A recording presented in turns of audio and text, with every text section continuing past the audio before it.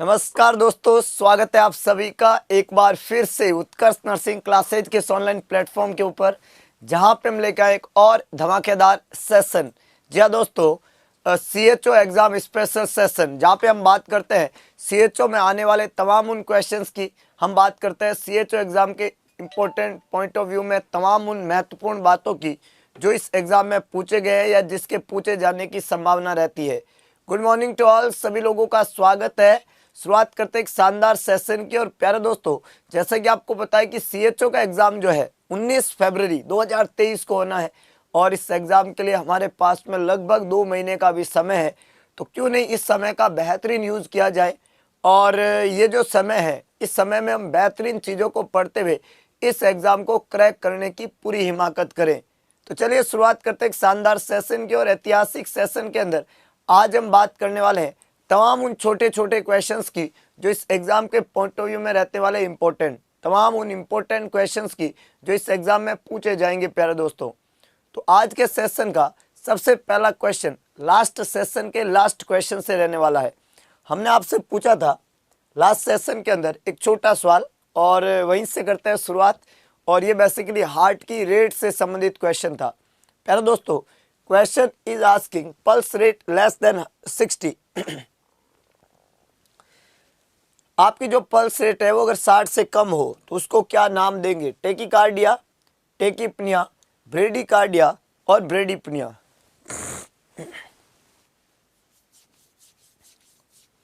सभी लोग जवाब लिखिएगा। पल्स रेट अगर लेस देन 60 हो, हार्ट रेट जो है वो 60 से कम हो, तो उसको हम किस नाम से जानते हैं? 4 ऑप्शन हमें यहाँ पे दिखा है। बहुत सिंपल क्वेश्चन है। देखो, हार्ट रेट ज्ञात करने का जो बेहतरीन फंडा है, फॉर्मूला लिखिएगा। एक तो एग्जाम में सवाल पूछा जाता है कार्डियक साइकिल का, कार्डियक साइकिल का ये सवाल पूछा जाएगा। तो जब कार्डियक साइकिल के बारे में पूछे प्यारे दोस्तों, तो जवाब लिख देना कार्डियक साइकिल होता है 0.8 सेकेंड का। कार्डियक साइकिल का समय क्या होता है? तो जवाब है 0.8 सेकेंड। दूसरा पूछा जाएगा प्यारे दोस्तों आपसे कि किसी भी इंडिविजुअल के अंदर हार्ट रेट कितना होता है।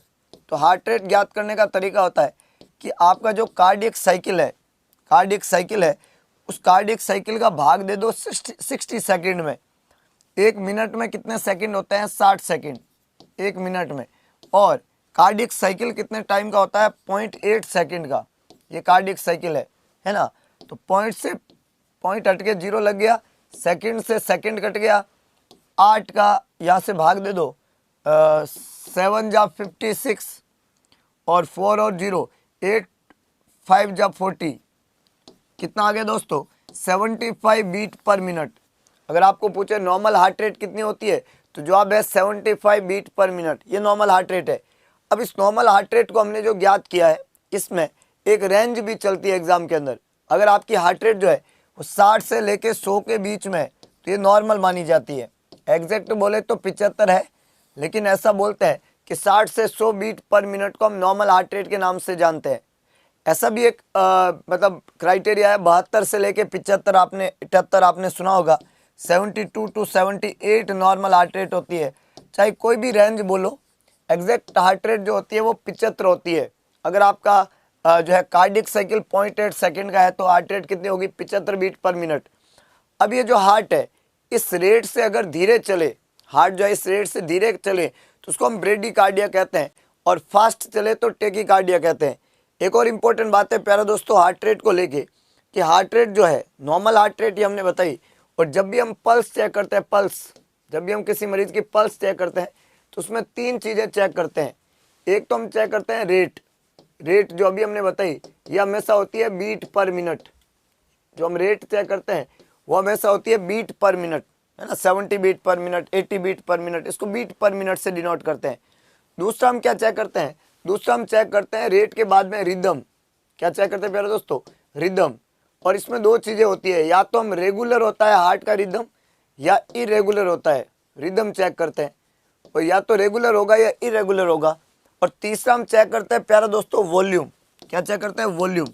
आपने देखा होगा जब भी किसी मरीज का आप पल्स चेक करते हो, तो आप 3 फिंगर यूज करते हो, यहाँ पे पुट करते हो 3 अंगुली। 3 अंगुली क्या है? एक है रेट, एक है रिदम, एक है वॉल्यूम, 3 फिंगर। तो रेट, रिदम और वॉल्यूम, ये जो वॉल्यूम होता है इसके आधार पे पल्स की स्टेजिंग की जाती है, और ये स्टेजिंग 5 तरह की होती है। अगर वहाँ पे +1 है, या वहाँ पे जो है +2 है, या वहाँ पे 0 है, या वहाँ पे -1 है ना, ये +2 है, +3 है, ऐसे अलग अलग तरह की पल्स वहाँ पे देखने को मिलती है।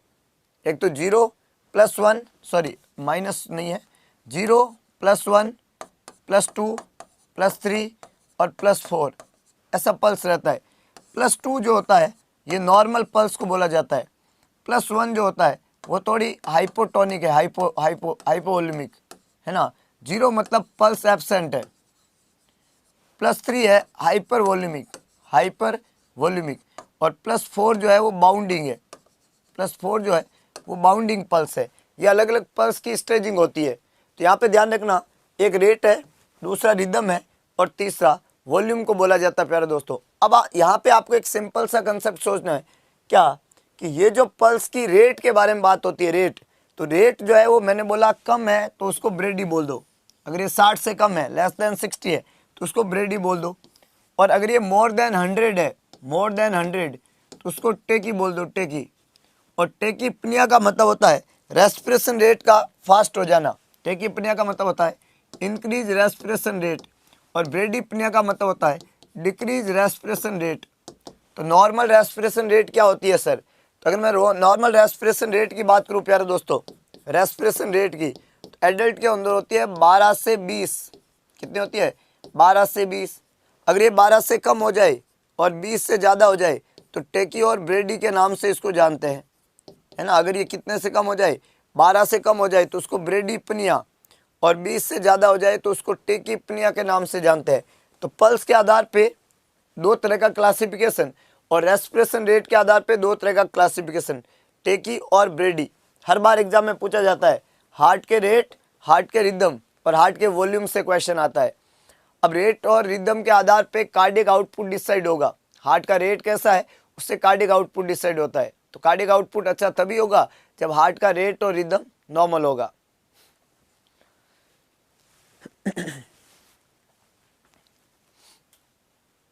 अगला क्वेश्चन प्यारे दोस्तों, हाँ, न्यूबॉर्न में 30 to 60, 40 से 60 नहीं, 30 से 60 ये न्यूबॉर्न का रहता है। Rabies is cause by snake bite, dog bite, insect bite या रैट बाइट। रेबीज किससे होता है? हाइड्रोफोबिया, है ना। रेबीज जो बीमारी है इसको हम एक और नाम से जानते हैं प्यारे दोस्तों, हाइड्रोफोबिया, हाइड्रोफोबिया, रेबीज। तो रेबीज जो बीमारी है, हाइड्रोफोबिया जो है, एक जूनोस्टिक डिजीज है। जूनोस्टिक डिजीज है, एनिमल बाइट से होती है। जूनोस्टिक डिजीज उसको बोलते हैं जो एनिमल से होती है, एनिमल बाइट से होती है बीमारी, एनिमल बाइट, और स्पेशली डॉग बाइट।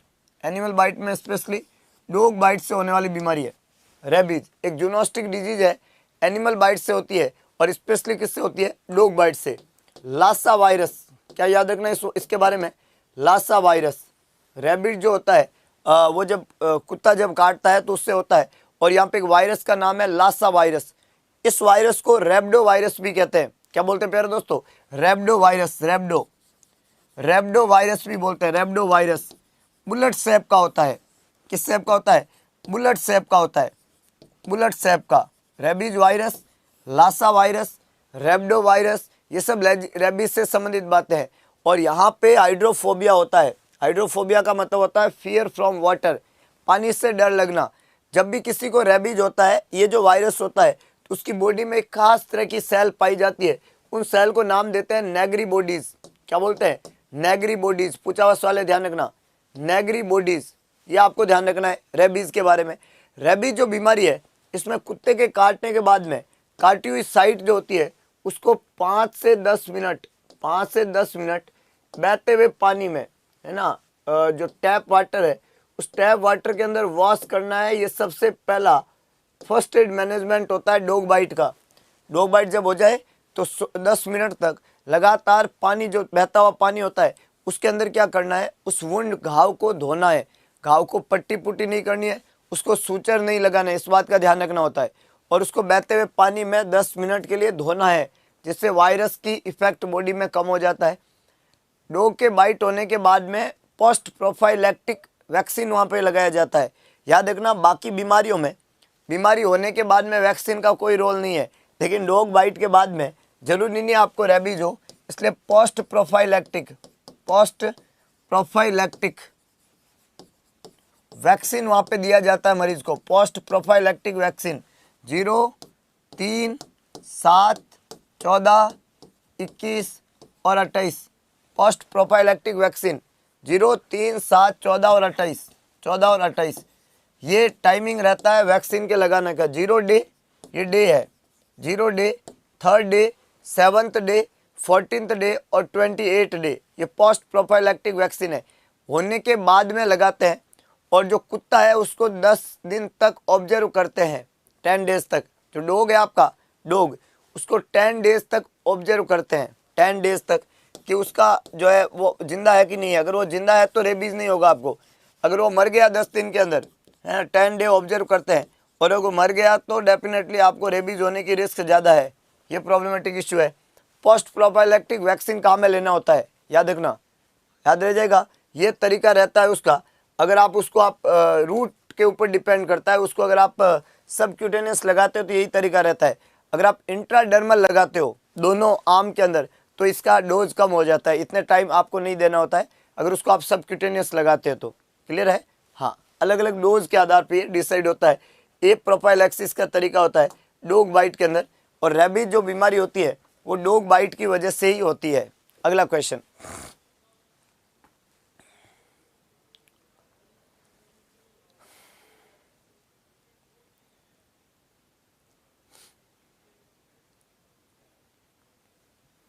सभी लोग जवाब लिखे, क्या आंसर होना चाहिए?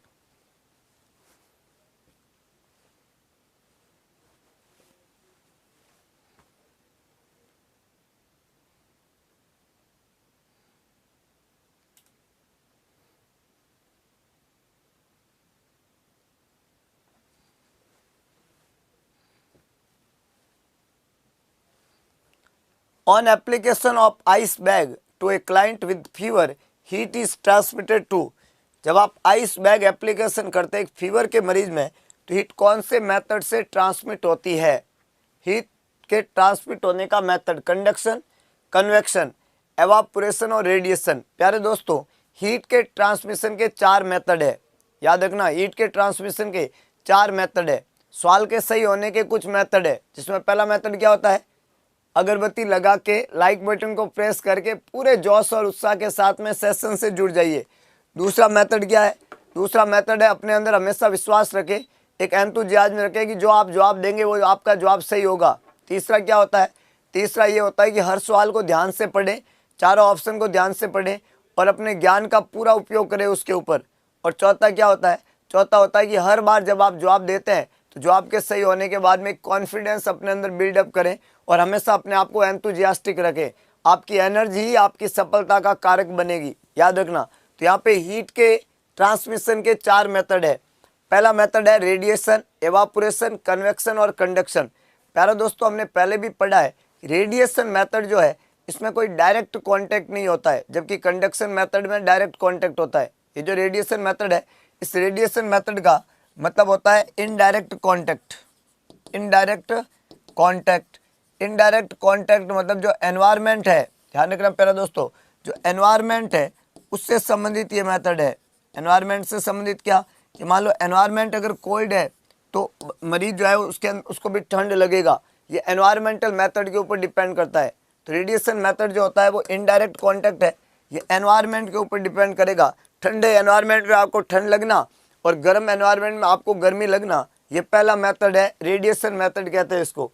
दूसरा दोस्तों, अगर मेथड की हम बात करें कंडक्शन मेथड की, तो कंडक्शन मेथड जो है वो डायरेक्ट कांटेक्ट के ऊपर डिपेंड करता है। कंडक्शन मेथड ये होता है डायरेक्ट कांटेक्ट। रेडिएशन में तो क्या था? इनडायरेक्ट कांटेक्ट था। क्योंकि कंडक्शन मेथड में क्या होता है?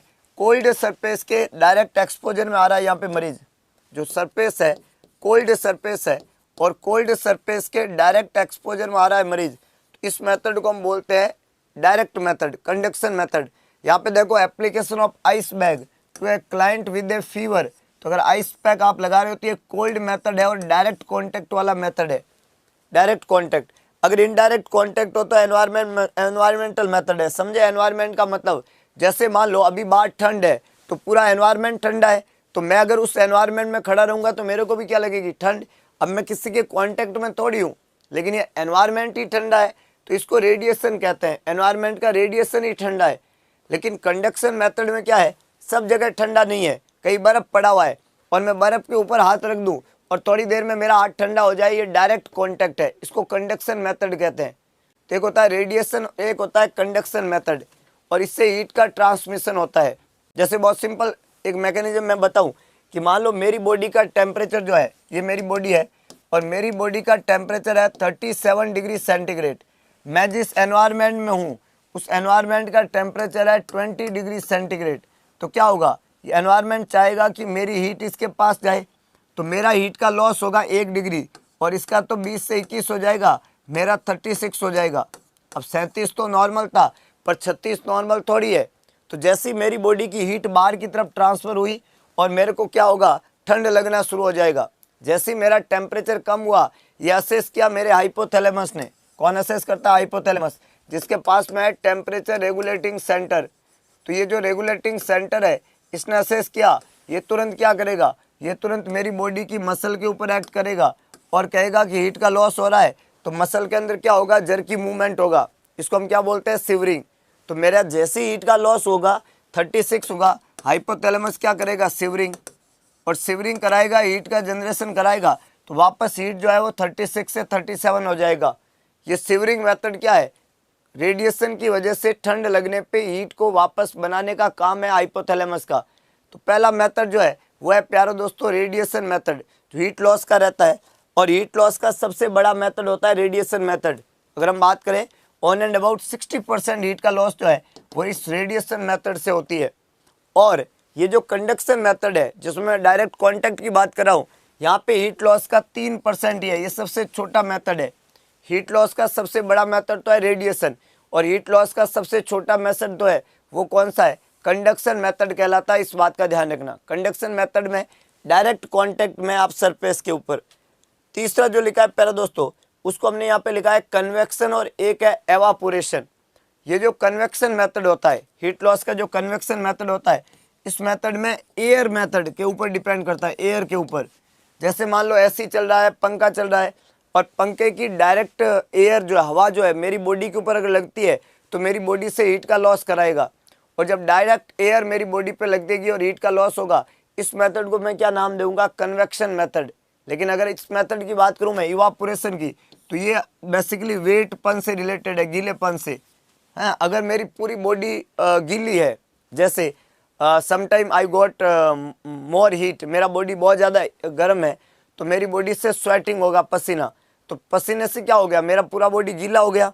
मेरे को जब स्वेट होता है, पसीना होता है, या मैं जब भी नहाता हूँ तो स्वेट, और अभी ठंड के अंदर स्वेट तो नहीं होगा, लेकिन आपने देखा होगा ठंड में जब भी आप नहाते हैं तो ठंडा पानी जैसे ही आपकी बॉडी पे जाता है आपकी बॉडी गीला हो जाता है, और जैसे ही बॉडी गीला होता है आपकी बॉडी से हीट का लॉस स्टार्ट हो जाता है।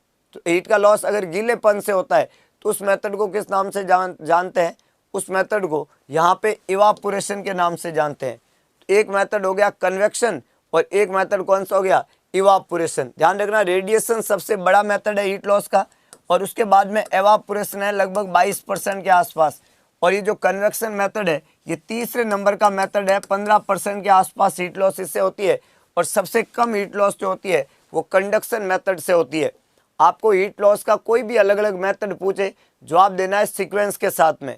सबसे बड़ा मेथड है रेडिएशन, फिर इवापोरेशन, फिर कन्वेक्शन, और फिर कंडक्शन। और तरीका हमने आपको बता दिया। एयर मेथड पूछे तो आपका कन्वेक्शन है, वेट का पूछे तो इवापोरेशन है, रेडिएशन इनडायरेक्ट कांटेक्ट, और कंडक्शन में डायरेक्ट कांटेक्ट रहता है। इस सवाल ने आपको क्या पूछा, डायरेक्ट कांटेक्ट के बारे में।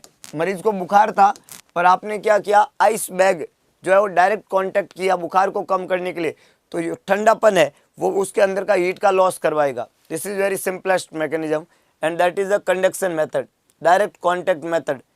याद रखना, हीट के लॉस के इन मेथड को प्रिवेंट करने के तरीके काम में लेने पड़ेंगे। अगर आपने इसको प्रिवेंट नहीं किया और लॉस लगातार होता रहा तो जो इंडिविजुअल है उसका बॉडी में हीट इम्बैलेंस हो जाएगा, और उसकी वजह से बॉडी में एसिड बेस इम्बैलेंस हो जाएगा, होम्योस्टेसिस मेंटेन नहीं होगा। तो अगर आप बॉडी का होम्योस्टेसिस मेंटेन करना चाहते हो तो आपको हीट को रेगुलेट करना पड़ेगा, ये मरीज को यहाँ पे सिखाना होता है। नेक्स्ट इजी सवाल है और सभी लोगों को जवाब लिखना है अपने अपने तरीके से।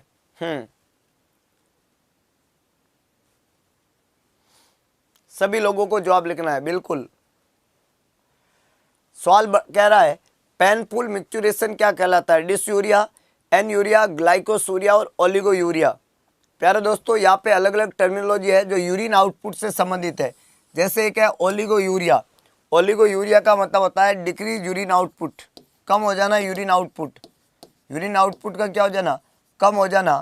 लेस देन 400 ml पर 24 आवर्स। 24 घंटे के अंदर अगर यूरिन आउटपुट जो है वो 400 ml से कम है तो उसको हम बोलते हैं ओलिगोयूरिया। इसी से संबंधित एक और टर्म यहाँ पे है एनयूरिया। एनयूरिया का मतलब होता है लेस देन 100 ml यूरिन पर 24 आवर्स, इसको हम बोलते हैं एनयूरिया। जब क्रॉनिक किडनी डिजीज होती है, सीकेडी का मरीज होता है, एंड स्टेज रीनल डिजीज का मरीज होता है, उनके अंदर तो यूरिन आउटपुट जो होता है वो एनयूरिक रहता है। और जो एक्यूट रीनल फेलियर होता है, एक्यूट रीनल फेलियर, ऐसे मरीजों में ज़्यादातर ओलिगोयूरिया होता है।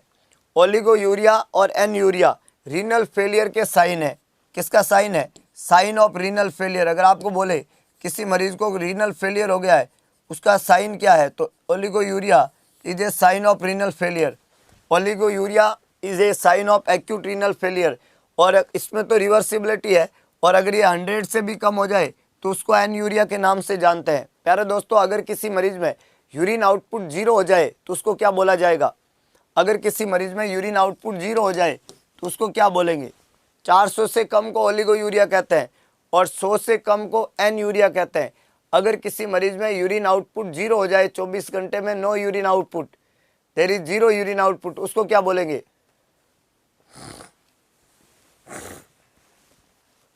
सभी लोग जवाब लिखे। अगर किसी मरीज में यूरिन आउटपुट 0 हो जाए तो उसको क्या बोलेंगे? ओलिगोयूरिया और एनयूरिया हमने बता दिया आपको। अब आपको यह बताना है कि अगर यूरिन आउटपुट 0 हो जाए, विक्रम बहुत अच्छे, परमेश्वर, अरे रीनल फेलियर तो हो गया भाई साहब, एनयूरेसिस बोल देंगे। एनयूरेसिस क्या होता है पता है? अरे रसगुल्लो, एनयूरेसिस कहते हैं बैड वेटिंग को, जब बच्चा पेशाब ज्यादा करता है बिस्तर के अंदर। हम तो कह रहे हैं 0 यूरिन आउटपुट, एनयूरेसिस कैसे बोलोगे? रीनल फेलियर और एनयूरिया, एनयूरिया तो हो चुका है, एनयूरिया तो हो चुका है यहाँ पे, रीनल फेलियर हो चुका है, उसको रीनल फेलियर या एनयूरिया नहीं कहते हैं प्यारे दोस्तों, ध्यान रखना। डिसयूरिया, डिसयूरिया का मतलब होता है पेनफुल यूरिनेशन। जब यूरिन करते हैं ना और यूरिन के अंदर अगर दर्द होता है, मिक्सचुरेशन में पेन होता है ना, उसको डिसयूरिया कहते हैं, याद रखना। डिसयूरिया का मतलब होता है पेनफुल मिक्सचुरेशन। ये इंडिकेट करता है कि वहाँ पे मरीज को यूटीआई हो गया है, यूरिनरी ट्रैक्ट का इन्फेक्शन हो गया है, ये डिसयूरिया होता है। जब भी यूटीआई होता है, लोअर यूरिनरी ट्रैक्ट का इन्फेक्शन होता है, फीमेल में ज़्यादा होता है, उसको डिसयूरिया कहते हैं, ध्यान रखना। डिसयूरिया का मतलब ये थोड़ी होता है कि यूरिन आउटपुट 0 हो गया। डिसयूरिया में बार बार यूरिन लगता है, और जब भी यूरिन पास आउट करते हैं तब पेन होता है। यूटीआई इसका एक कॉमन कारण है, याद रखना। इसको एनयूरिया नहीं कहता है, रीनल सप्रेशन कहते हैं। जब यूरिन आउटपुट 0 हो जाए उसको रीनल सप्रेशन कहते हैं, रीनल सप्रेशन। रीनल सप्रेशन का मतलब होता है किडनी शटडाउन हो गया है, किडनी बिल्कुल यूरिन नहीं बना रहा है, 0 यूरिन आउटपुट हो जाए उसको रीनल सप्रेशन कहते हैं प्यारे दोस्तों। और एक हो गया आपका ग्लाइकोसूरिया। ग्लाइकोसूरिया का मतलब होता है इंक्रीज ग्लूकोज इन यूरिन, है ना, glucose in urine. Glucose, normally urine के अंदर ग्लूकोज नहीं होता है, और जब यूरिन के अंदर ग्लूकोज आ जाए तो उसको ग्लाइकोसूरिया के नाम से जानते हैं। तो यहाँ पे प्यारे दोस्तों करेक्ट आंसर क्या बन जाएगा? ए बन जाएगा। इसको डिसयूरिया कहता है, बाकी तीनों बातें गलत है। एनयूरिया नहीं होगा, ग्लाइकोसूरिया नहीं होगा, ओलिगोयूरिया नहीं होगा, रीनल सप्रेशन। जी हाँ, मिक्सचुरेशन जो है वो डिसयूरिया कहलाता है। मिक्सचुरेशन का पेनफुल होना और यूरिनेशन का पेनफुल होना। अगला question, Miss Florence Nightingale was born on. हमने फ्लोरेंस नाइटिंगेल के बर्थ की बात की, इटली में इनका बर्थ हुआ था। कहाँ होता है प्यारे दोस्तों फ्लोरेंस नाइटिंगेल का बर्थ कहाँ हुआ था? इटली के अंदर। इटली के अंदर इनका बर्थ हुआ था फ्लोरेंस नाइटिंगेल का। फादर ऑफ नर्सिंग, क्या बोलते हैं इनको, father of nursing. Florence Nightingale is known as father of nursing. दो बातें एग्जाम में पूछी जाती है, डेट ऑफ बर्थ क्या है और डेट ऑफ डेथ क्या है ना, डेट ऑफ बर्थ और डेट ऑफ डेथ। अगर हम डेट ऑफ बर्थ की बात करें तो ये हो गया आपका 12 मई, कौन सा मई प्यारे दोस्तों, 12 मई 1820। और डेट ऑफ डेथ की बात करें तो यहाँ पे क्या रहेगा, 13 अगस्त 1910। ये दोनों डेट आपको याद रखनी है। डेट ऑफ बर्थ की अगर बात करें तो 12 मई 1820 और डेट ऑफ डेथ की बात करें तो 13 अगस्त 1910। इटली के अंदर इनका संबंध क्रीमियन वॉर से है। किससे है, क्रीमियन वॉर से।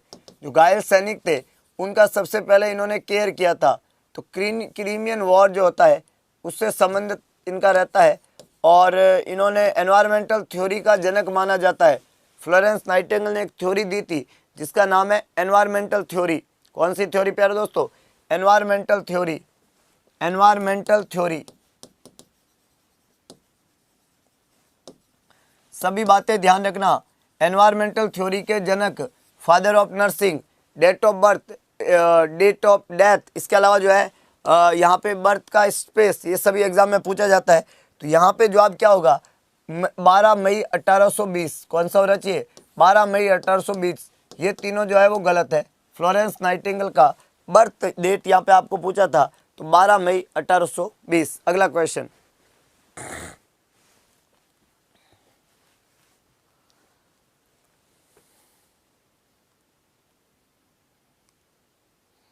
सभी लोग जवाब लिखेगा,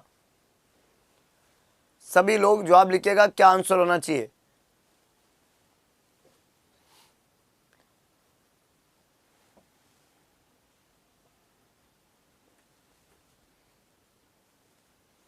अरे रसगुल्लों, मेल और फीमेल के आधार पे ये नाम नहीं देते, ध्यान रखना कि वो सर ये तो फीमेल थी तो फादर कैसे हुई। अरे ऐसे नहीं होता है, ये उपाधि है, कोई ऐसे फादर थोड़ी है। अब महात्मा गांधी जी को राष्ट्रपिता बोला तो वो फादर है क्या देश के, कोई उपाधि होती है ना। तो ये इनको उपाधि दी गई है फादर ऑफ नर्सिंग। ये थे Florence Nightingale is a female. अब फीमेल थी तो ऐसे सर फीमेल थी तो मदर ऑफ नर्सिंग बोलते, ऐसा थोड़ी बोला जाता है। उपाधि का नाम ही फादर है, मदर कैसे बोल देंगे, है कि नहीं है। तो कॉमन सेंस रखो कि उपाधि है, उपाधि। यहाँ पे फादर का संबंध मेल और फीमेल से नहीं है, यहाँ पे फादर उपाधि होती है, ध्यान रखना। ये क्या है, उपाधि दी जाती है, तो इसलिए इसको फादर ऑफ नर्सिंग बोलते हैं। अब मन से मत टेक देना मदर ऑफ नर्सिंग, एग्जाम में सवाल आए तो पहला ऑप्शन आएगा मदर ऑफ नर्सिंग, तो क्या हाँ मदर ऑफ नर्सिंग, ऐसा नहीं होता है। मदर ऑफ नर्सिंग कुछ होता ही नहीं है कि नहीं है, ये उपाधि होती है, ध्यान रखना। हाँ, अगला क्वेश्चन है, the infection of the body by pus forming bacteria is known as. Body का इन्फेक्शन अगर पस फॉर्मिंग बैक्टीरिया से हो जाए तो उसको किस नाम से जानते हैं। सभी लोग जवाब लिखे। डिजीज, इम्यूनिटी, सेप्सिस और इन्फ्लामेशन। डिजीज, इम्यूनिटी, सेप्सिस और इन्फ्लामेशन, याद रखना। The infection of the body by pus forming bacteria, पस फॉर्मिंग बैक्टीरिया से इन्फेक्शन को सेप्सिस के नाम से जानते हैं। बीमारी, इम्यूनिटी या इन्फ्लामेशन नहीं है, पस फॉर्मिंग बैक्टीरिया को किस नाम से जानते हैं, सेप्सिस। और सेप्सिस जो है उनको ब्लड इन्फेक्शन भी बोलते हैं। क्या बोलते हैं प्यारे दोस्तों, ब्लड इन्फेक्शन, सेप्टिसीमिया। अगर इस सेप्सिस से ब्लड इन्फेक्शन होता है तो उसी को हम बोलते हैं सेप्टिसीमिया, है कि नहीं है। तो यहाँ पे करेक्ट आंसर सी है, सेप्सिस, ब्लड इन्फेक्शन, सेप्टिसीमिया। आगे बढ़ने से पहले एक महत्वपूर्ण सूचना प्यारे दोस्तों कि जो CHO है उसका ऑफलाइन बैच उत्कर्ष का स्टार्ट हो चुका है 15 अगस्त को, 15 दिसंबर को। ये ऑफलाइन बैच अब हो चुका है ऑनलाइन। ऑनलाइन आप इसको परचेज कर सकते हो लाइव फ्रॉम क्लासरूम, ध्यान रखना। पहले ये ऑनलाइन अवेलेबल नहीं था, अब ये ऑनलाइन भी अवेलेबल है, लाइव फ्रॉम क्लासरूम। तो ये नया ऑफलाइन बैच जो है ऑलरेडी जो है उत्कर्ष नर्सिंग क्लासेज का चल रहा है।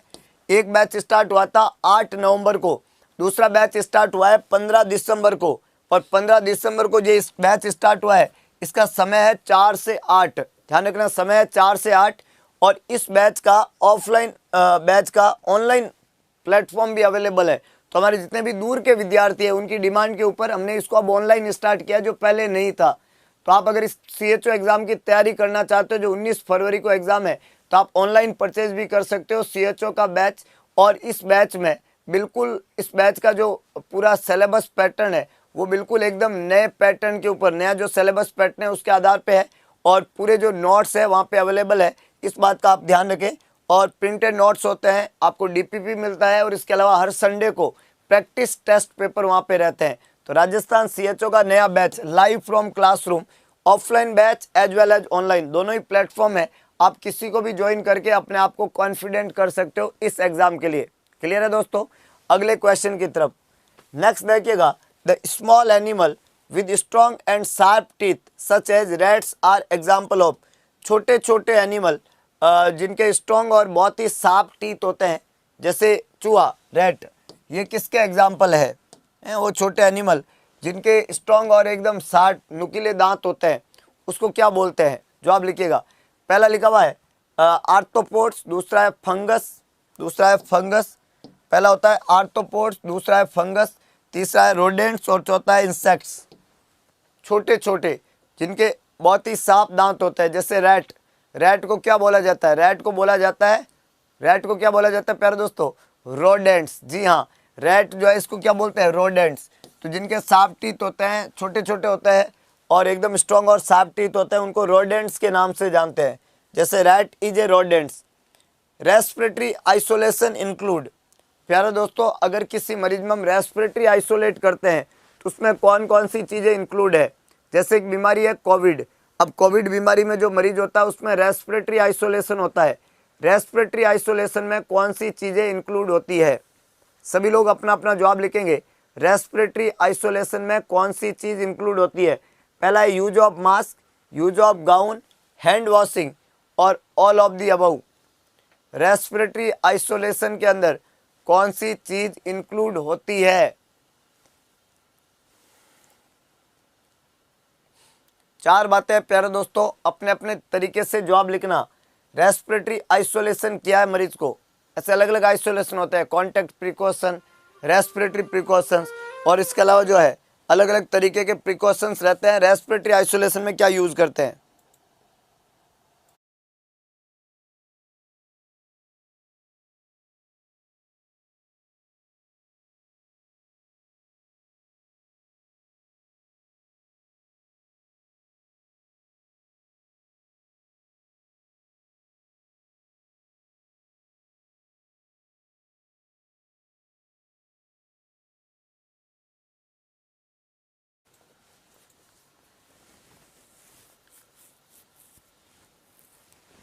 अब देखिएगा प्यारे दोस्तों, यहाँ पे चार ऑप्शन है, use of mask, use of gown, hand washing and all of the above.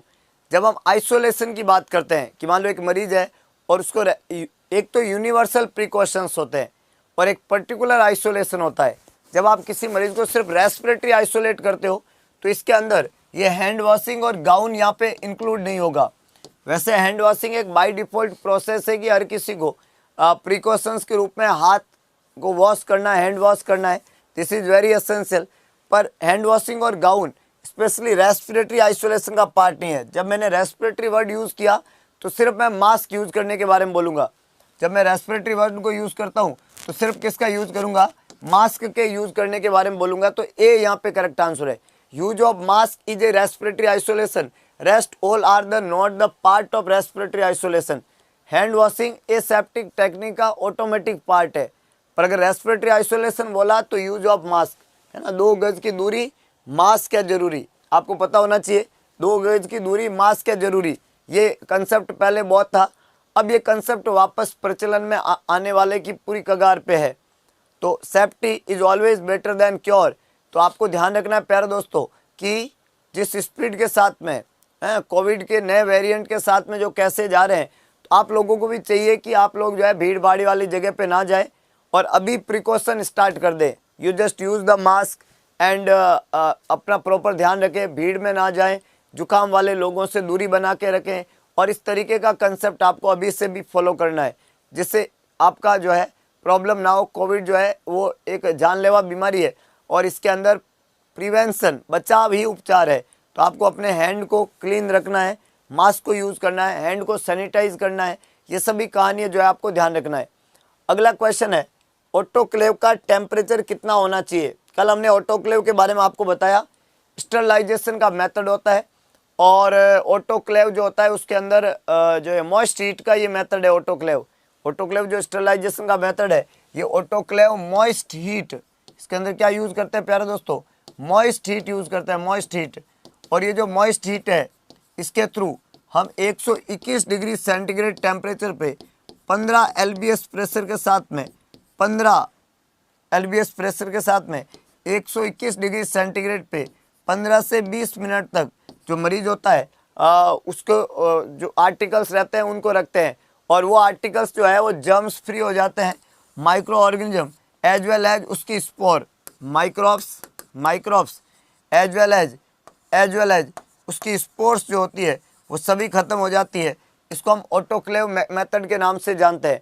इसमें जो टेम्परेचर होता है प्यारे दोस्तों वो कितना होना चाहिए, 121 डिग्री सेंटीग्रेड होना चाहिए। कितना होना चाहिए, 121 डिग्री सेंटीग्रेड होना चाहिए। तो बी यहाँ पे करेक्ट आंसर है, ए सी और डी तीनों ही गलत है। हमने बोला वहाँ पे 121 पे 15 LBS प्रेशर के साथ में 15 मिनट तक हम ऑटोक्लेव करते हैं, जर्म्स जो होते हैं उन वो और उनकी स्पोर फॉर्म भी खत्म हो जाती है, तो एकदम सरफेस और आर्टिकल्स जो होते हैं वो बैक्टीरिया फ्री हो जाते हैं, है ना। बहुत बढ़िया। तो अगले क्वेश्चन के साथ में हम बात करें प्यारे दोस्तों, तो ये सवाल कह रहा है the cell from which human body develop is known as, the cell from which human body develop, ovum, sperm, zygote और ovary.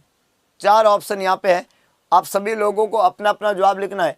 The cell from which human body develop is known as, वो कौन सी cell है जिससे human body बनती है और उसको किस नाम से जानते हैं, ऐसा क्वेश्चन है पूछा है। तो बहुत सिंपल मैकेनिज्म है प्यारे दोस्तों। जब हम ह्यूमन बॉडी की बात करें, ह्यूमन बॉडी के बनने के प्रोसेस की बात करें, ह्यूमन बॉडी की, तो ह्यूमन बॉडी जो होती है इस बॉडी को बनने का जो सबसे इम्पोर्टेंट मैकेनिज्म है वो हमेशा सेलुलर प्रोसेस होता है। हमारी बॉडी में सेल जो है वो सबसे बेसिक यूनिट है। अगर आप बात करें ह्यूमन बॉडी का, तो ह्यूमन बॉडी में सबसे बेसिक यूनिट क्या है, सेल। सेल से क्या बनता है, टिश्यू। टिश्यू से क्या बनता है, ऑर्गन। ऑर्गन से क्या बनता है, सिस्टम। सेल से क्या बनेंगे, टिश्यू। टिश्यू से क्या बनते हैं, ऑर्गन। और ऑर्गन से क्या बनता है, सिस्टम। और सिस्टम मिलके क्या बनाते हैं, ऑर्गेनाइजेशन। और मेरी बॉडी क्या है, एक ऑर्गेनाइजेशन है। तो अगर मेरे को ये ऑर्गेनाइजेशन बनानी है, ह्यूमन बॉडी बनानी है, तो उसके लिए सिस्टम बनाने पड़ेंगे। सिस्टम बनाने के लिए ऑर्गन बनाने पड़ेंगे, और ऑर्गन टिश्यू और सेल से मिलके बनते हैं। प्यारे दोस्तों, हमारी बॉडी के अंदर या ह्यूमन बॉडी के अंदर सबसे बड़ी सेल, ह्यूमन बॉडी के अंदर सबसे बड़ी cell, largest cell of human body जो होती है वो हम ओवम को बोलते हैं। ओवम जो होती है लार्जेस्ट सेल होती है ह्यूमन बॉडी के अंदर, है ना। ह्यूमन बॉडी की सबसे लार्जेस्ट सेल जो है वो ओवा होती है या ओवम होती है। ये ओवम फीमेल में तो होता है पर ये मेल में नहीं होता है ना। ह्यूमन बॉडी की सबसे लार्जेस्ट सेल किसको बोलते हैं, ओवा को बोलते हैं। लेकिन ये ओवा फीमेल में तो होता है पर मेल में नहीं होता है। तो अगर हमें स्पेसिफिक करके ये बोले कि मेल के अंदर लार्जेस्ट सेल कौन सी है, ओवा फीमेल में तो होता है, मेल में नहीं होता है, तो मेल के अंदर लार्जेस्ट सेल कौन सी है, तो मेल में पाई जाती है लार्जेस्ट सेल न्यूक्लियस, है ना। ओवा के बाद में दूसरी सेल की हम बात करते हैं जो मेल और फीमेल दोनों में, तो ये मेल में तो है ही, तो इस सेल को नाम देते हैं न्यूक्लियस, क्या न्यूरॉन। क्या नाम देते हैं, न्यूरॉन। तो मेल में लार्जेस्ट सेल जो होती है प्यारे दोस्तों उसको हम नाम देते हैं न्यूरॉन सेल। क्या बोलते हैं, न्यूरॉन सेल। दूसरी तरफ यहाँ पे एक और सेल का जिक्र किया गया, स्पर्म। और स्पर्म जो होती है वो स्मॉलेस्ट सेल है। कैसी है प्यारे दोस्तों, स्मॉलेस्ट सेल है ह्यूमन बॉडी में। ह्यूमन बॉडी में सबसे छोटी सेल जो होती है वो स्पर्म कहलाती है। और स्पर्म जो होता है वो मेल में होता है, फीमेल में नहीं होता है। ये एक इम्पोर्टेंट बात है। तो फीमेल में सबसे छोटी सेल कौन सी है सर, तो फीमेल के अंदर सबसे छोटी सेल जो रहेगी, जब स्पर्म नहीं रहेगा तो पीछे जो बचती है उसको प्लेटलेट्स कहते हैं। क्या बोलते हैं, प्लेटलेट्स।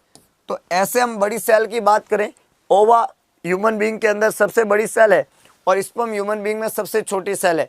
पर ओवा और स्पर्म दोनों में खास बात यह रहती है कि दोनों प्राणियों में नहीं होती है, एक मेल में होता है, एक फीमेल में होता है। अब होगा क्या प्यारे दोस्तों, ये जो ओवा और स्पर्म है बड़ा इंटरेस्टिंग है, याद रखना। ओवा और स्पर्म जो दोनों है, ओवा और स्पर्म, इनको जर्म सेल कहते हैं। क्या कहते हैं, इनको कहते हैं जर्म सेल। कैसी सेल है ये, जर्म सेल है। जर्म सेल मतलब गैमिट्स है ये। क्या ये, गैमिट्स है, गैमिट्स। और ये किससे बनता है, ये बनते हैं आपकी ग्लैंड से, ओवरी से, टेस्टिस से बनते हैं। इनको जर्म सेल कहते हैं। हमारी बॉडी में 2 तरह के सेल होते हैं, एक जर्म सेल होता है, एक सोमेटिक सेल होता है। याद रखना प्यारे दोस्तों, हमारी बॉडी में दो तरह के सेल होते हैं। एक सेल को नाम देते हैं हम सोमेटिक सेल, सोमेटिक सेल, और एक सेल को हम नाम देते हैं जर्म सेल। यहाँ लिखता हूँ मैं, एक सेल तो होता है मेरी बॉडी में सोमेटिक सेल, सोमेटिक सेल, और दूसरा सेल होता है मेरी बॉडी में जर्म सेल। दोनों में फ़र्क क्या है?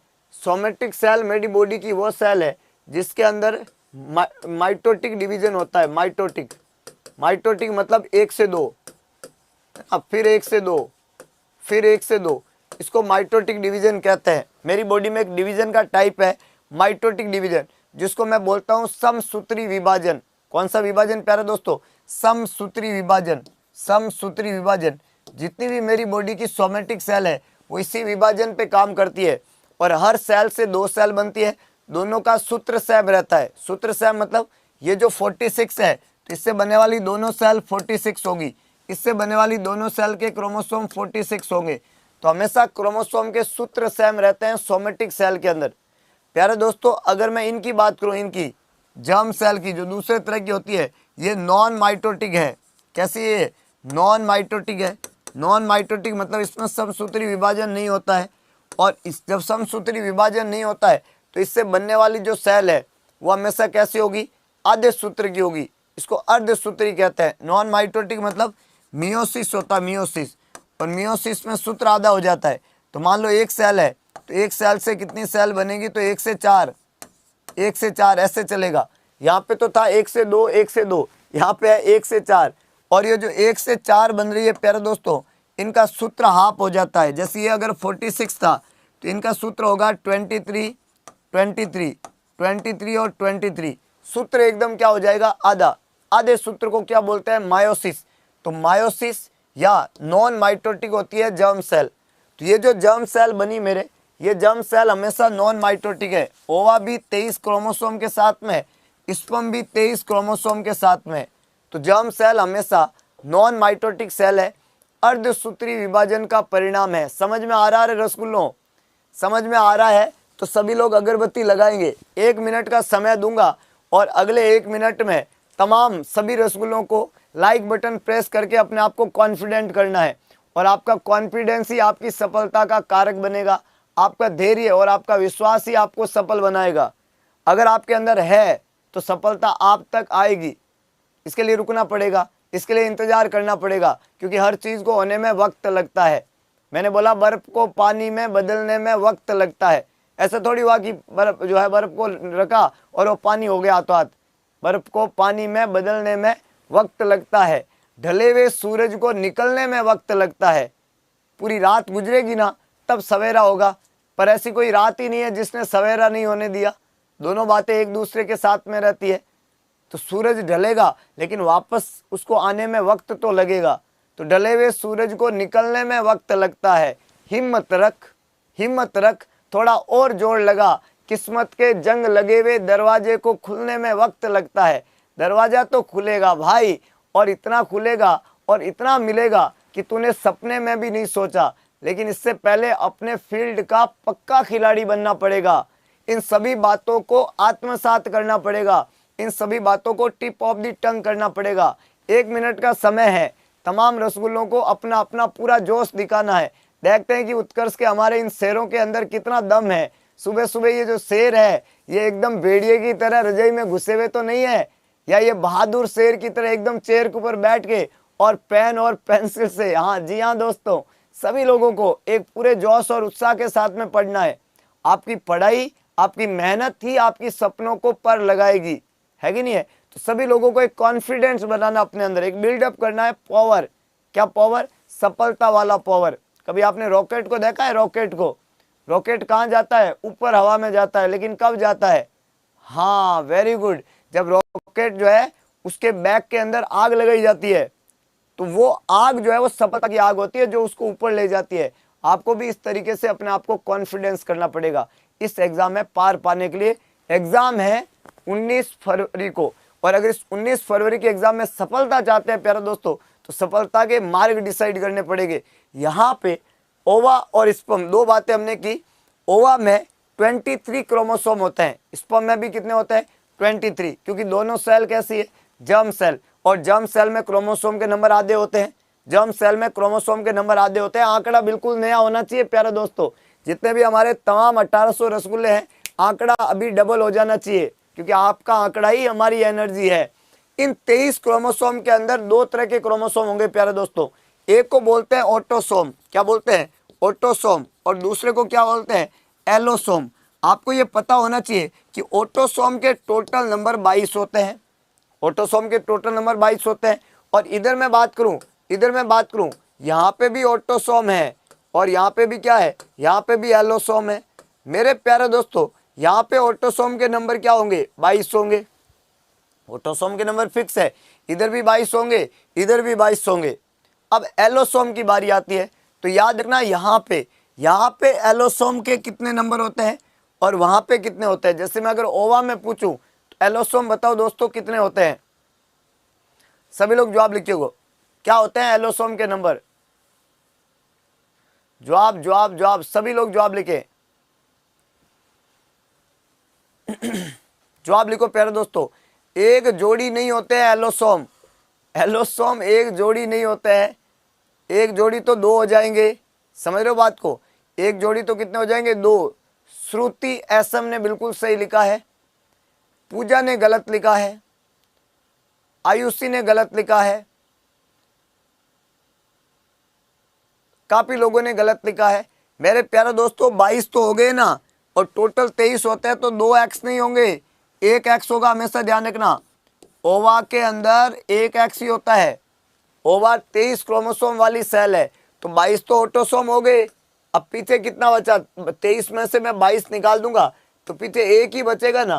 तो 2 एक्स कैसे हो सकते हैं? एक ही एक्स होगा, 2 एक्स नहीं होंगे। क्या होगा? एक ही एक्स होगा। इस बात का ध्यान रखना। और इधर मैं मेल में बात करूं स्पर्म के अंदर, तो स्पर्म में क्या होगा? 22 तो ऑटोसोम हो गए। अब अगर एलोसोम की बात करें तो क्या होगा सर? तो या तो एक्स होगा या वाई होगा। याद रखना, हम ऐसा नहीं कहेंगे कि वाई ही होगा, या ऐसा नहीं बोलेंगे कि एक्स ही होगा। या तो क्या होगा? एक्स, या क्या होगा? वाई। अगर इस मेल में से, जैसे फीमेल में क्रोमोसोम है 22 एक्स, है ना? फीमेल में क्रोमोसोम क्या है? 22 एक्स है। और मेल में से अगर 22 एक्स आए, क्या है? 22 एक्स, तो दोनों को जब हम ऐड करेंगे तो 44 एक्स हो जाएगा, और ये फीमेल चाइल्ड बन जाएगा। ऐसे तो होता है। इधर से 22 एक्स आया, इधर से अगर 22 प्लस एक्स आया तो फीमेल चाइल्ड बन गया। और फीमेल में क्रोमोसोम है 22 एक्स, और मेल में से जो क्रोमोसोम आए वो 22 और एक्स नहीं आके इस बार 22 और वाई आया, तो अगर 22 और वाई आया तो ये क्या बन जाएगा प्यारे दोस्तों? 44 एक्स और वाई, और ये क्या बन गया? Male child. तो पेरेंट्स डिसाइड करते हैं कि मेल होगा या फीमेल चाइल्ड, पर पेरेंट्स में कौन डिसाइड करता है? तो फादर। और फादर के पास में क्या होता है? स्पर्म। और स्पर्म 22 एक्स भी होता है और स्पर्म 22 वाई भी होते हैं, जबकि ओवा जो होता है इसमें हमेशा 22 एक्स ही होता है। तो मेल पेरेंट्स डिसाइड करता है कि बच्चे का सेक्स क्या होगा। अब ध्यान रखना, जब ये फ्यूजन हुआ किसका? 22 एक्स और 22 एक्स का, या 22 एक्स 22 वाई का, जो 44 एक्स और 44 एक्स वाई वाली जो पहली सेल बनी, ये बना नया रसगुल्ला। और ये जो नया रसगुल्ला है इसको बोलते हैं जाइगोट। क्या बोलते हैं प्यारे दोस्तों? इसको बोलते हैं जाइगोट। जो नया रसगुल्ला तैयार हुआ है इसको बोलते हैं जाइगोट। और यहाँ पे यही बोला था, the cell from which human body develop is known as. कौन सी कोशिका से ह्यूमन बॉडी बनती है? तो एकमात्र कोशिका, पहली कोशिका, शुरुआत की कोशिका, जाइगोट यूनिसेलुलर एम्ब्रियो कहते हैं जाइगोट को। जाइगोट को क्या बोलते हैं?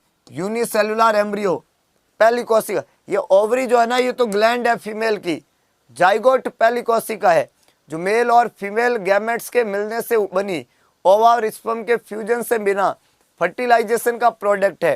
प्यारे दोस्तों ध्यान रखना, ये जो जाइगोट बना, इसकी मैं बात करूं तो जाइगोट जो होता है, जाइगोट, ये हमेशा ध्यान रखना 0 से लेके 2 सप्ताह तक इसको जाइगोट कहेंगे। जो मदर के वूम में जो नया प्रोडक्ट बना है, नया बच्चा बना है, हाँ, वो जाइगोट है। और ये जो जाइगोट है ये 0 से 2 सप्ताह का है। जाइगोट कन्वर्ट होता है एम्ब्रियो के अंदर। किसमें है? एम्ब्रियो में। तीसरे सप्ताह से कब तक, 8वें सप्ताह तक जाइगोट कन्वर्ट होता है एम्ब्रियो में। 3rd to 8 वीक इसको बोलते हैं एम्ब्रियो, और एम्ब्रियो कन्वर्ट होता है फीटस के अंदर।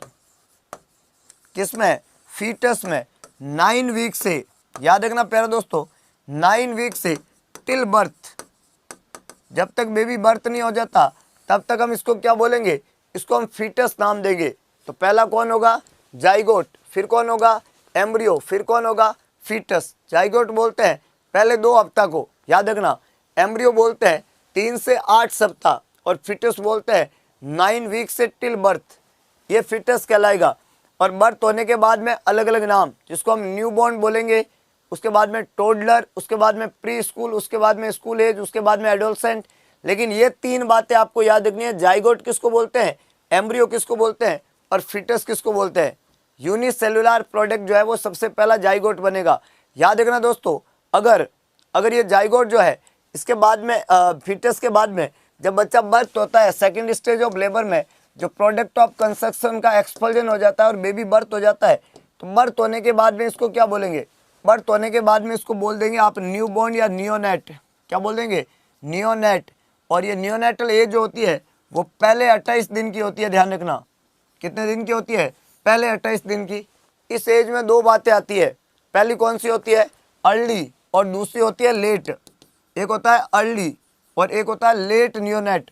जो अर्ली होता है वो पहले 7 दिन का नियोनेट होता है अर्ली, और जो लेट होता है वो 8 से लेके 28 दिन का होता है लेट। एक होता है अर्ली न्यूनेटल पीरियड और एक होता है लेट न्यूनेटल पीरियड। प्यारे दोस्तों, अर्ली होता है पहले 7 दिन का, लेट होता है 8 से 28 दिन का, और इस पीरियड को क्या नाम देते हैं, नियोनेट। और नियोनेट जो होता है वो 28 दिन का पीरियड होता है, 0 से 28 डेज। नियोनेटल पीरियड जो होता है प्यारे दोस्तों, ये कन्वर्ट होता है इन्फेंट पीरियड के अंदर। किसमें कन्वर्ट होगा, नियोनेटल पीरियड। आगे जाके किसमें कन्वर्ट होगा, ये कन्वर्ट होगा इन्फेंट पीरियड के अंदर। किसमें है, इन्फेंट। और ये जो इन्फेंट होता है वो 28 दिन से लेके 1 साल तक के पीरियड को बोलते हैं। इन्फेंट पीरियड 28 दिन से लेके 1 साल तक के पीरियड को बोलते हैं। प्यारे दोस्तों, 28 दिन से 1 साल के बाद में इसको हम किस नाम से जानते हैं, इसको हम किस नाम से जानते हैं, टोडलर। क्या बोलते हैं, टोडलर। और ये जो टोडलर होता है ये माना जाता है 1 साल से लेके 3 साल तक के पीरियड को, 1 से 3 साल के पीरियड को बोलते हैं टोडलर। और 3 से 6 साल के पीरियड को, 3 साल से 6 साल के पीरियड जो है इसको हम बोलते हैं प्री स्कूल। क्या बोलते हैं, प्री स्कूल। और 6 से, याद रखना, 6 से 12 साल का जो पीरियड होता है इसको हम नाम देते हैं स्कूल एज। और अगर कोई बच्चा 12 साल से बड़ा हो जाता है तो उसको हम नाम देते हैं एडोलसेंट। याद रखना, आपको ये सारे सवाल एग्जाम में पूछे जाएंगे। एडोलसेंट एज होता है वो ये रहता है, एक सवाल आता है प्री एडोलसेंट एज, तो जो 10 से 12 साल के बीच की एज है ये प्री एडोलसेंट एज के अंदर काउंट हो जाएगी। अलग अलग उम्र है, डेवलपमेंटल स्टेज है जो न्यूबॉर्न बेबी में देखने को मिलेगी बर्थ के बाद में। यहाँ पे आपको जाइगोट, एम्ब्रियो और फीटस, उसके बाद में neonate, infant, toddler, pre school, school age और एडोलसेंट, ये सभी बातें एक एक करके याद रखनी है कि कौन सी ऐसी उम्र है जिस उम्र के उम्र बच्चा जो है वो किस नाम से जाना जाएगा। हर एक एज पे बच्चे का नामकरण थोड़ा बदल जाता है और वो अलग नाम से जाना जाता है। ध्यान रह जाएगा प्यारे दोस्तों, आसान है बिल्कुल, सभी लोगों ने बिल्कुल सही लिखा है। अगले क्वेश्चन की तरफ बढ़ते हैं और तमाम हमारे जितने भी रसगुल्ले हैं उनको तुरंत प्रभाव से अपने आप को पूरा कॉन्फिडेंस करना है अगरबत्ती लगा के। और जिन्होंने अभी तक अपने आप को कॉन्फिडेंट नहीं किया है तुरंत करे, क्योंकि आपका विश्वास ही आपकी सफलता का कारक बनेगा। आपकी सफलता की शुरुआत खुद से होती है, हमेशा ध्यान रखना। अगले क्वेश्चन के साथ में, कौन सा लार्जेस्ट ऑर्गेनल है सेल के अंदर, माइटोकॉन्ड्रिया, न्यूक्लियस, राइबोसोम और लाइसोसोम। आपकी सेल के अंदर पाया जाने वाला लार्जेस्ट ऑर्गेनल कौन सा है प्यारे दोस्तों। सेल तो सुना होगा आपने, सेल के बारे में सुना होगा। और इस सेल के अंदर क्या पाया जाता है, न्यूक्लियस। एक होती है सेल के बाहर की जो आवरण, इसको बोलते हैं सेल मेम्ब्रेन। क्या बोलते हैं, सेल मेम्ब्रेन। दूसरा सेल के अंदर फ्लूइडी पार्ट पाया जाता है, इसको बोला जाता है साइटोप्लाज्म। क्या बोलते हैं प्यारे दोस्तों, साइटोप्लाज्म, और तीसरा इस सेल के अंदर पाया जाता है न्यूक्लियस। क्या पाया जाता है? न्यूक्लियस। साइटोप्लाज्म और क्या पाया जाता है? न्यूक्लियस। ये तीन चीजें होती है सेल के अंदर मेनली, सेल मेम्ब्रेन, साइटोप्लाज्म और न्यूक्लियस। ये जो न्यूक्लियस है, सेल मेम्ब्रेन है, साइटोप्लाज्म है, इसमें ध्यान रखना कि ये जो साइटोप्लाज्म है सेल के अंदर पाया जाता है और ये न्यूक्लियस है। तो सेल मेम्ब्रेन तो एक झोला है और इस झोले के अंदर एक तो पानी है और एक खूब सारे छोटे छोटे सेल ऑर्गेनल है। न्यूक्लियस अपने आप में एक सेल ऑर्गेनल है। न्यूक्लियस के अलावा इस सेल के अंदर या इस साइटोप्लाज्म के अंदर बहुत सारे छोटे छोटे सेल ऑर्गेनल पाए जाते हैं। क्या पाए जाते हैं? सेल ऑर्गेनल्स पाए जाते हैं, ऑर्गेनल्स पाए जाते हैं। और इन सेल ऑर्गेनल के अंदर हम अलग अलग नाम यहाँ पे पढ़ते हैं। जैसे सेल ऑर्गेनल में एक नाम न्यूक्लियस का हो गया। इसके अलावा वहाँ पे पाए जाते हैं माइटोकॉन्ड्रिया, माइटोकॉन्ड्रिया पाया जाता है। वहाँ पे पाया जाता है Golgi apparatus, lysosome, ribosome, ER, endoplasmic reticulum. ये अलग अलग सेल ऑर्गेनल है जो यहाँ पे सेल के अंदर पाए जाते हैं। प्यारे दोस्तों, जब इन सेल ऑर्गेनल की हम बात करते हैं तो माइटोकॉन्ड्रिया जो होता है इसको power house of the cell बोलते हैं। Power house of the cell, cell का जो पावर हाउस है वो माइटोकॉन्ड्रिया को बोला जाएगा। Respiration of the cell, cell का जो रेस्पिरेशन है, रेस्पिरेशन ऑफ द सेल, हमारे लिए सांस कौन लेता है? हमारे लिए सांस रेस्पिरेटरी सिस्टम लेता है। अब एग्जाम में आपको पूछे कि बताओ सेल के लिए सांस लेने का काम कौन करेगा? आप कर दोगे नोज। अब सेल के कहाँ नोज होता है कि नहीं है? तो नोज मत कर देना, रेस्पिरेटरी सिस्टम मत कर देना। सेल में सांस लेता है माइटोकॉन्ड्रिया। माइटोकॉन्ड्रिया को रेस्पिरेशन ऑफ द सेल बोलते हैं, माइटोकॉन्ड्रिया को power house of the cell बोलते हैं। तो power house of the cell, respiration of the cell, mitochondria. इसके अलावा प्यारे दोस्तों न्यूक्लियस को बोलते हैं कंट्रोलर ऑफ द सेल। क्या बोलते हैं? Controller of the cell. Cell का कंट्रोलर, सेल का सेंटर कोई है तो है न्यूक्लियस।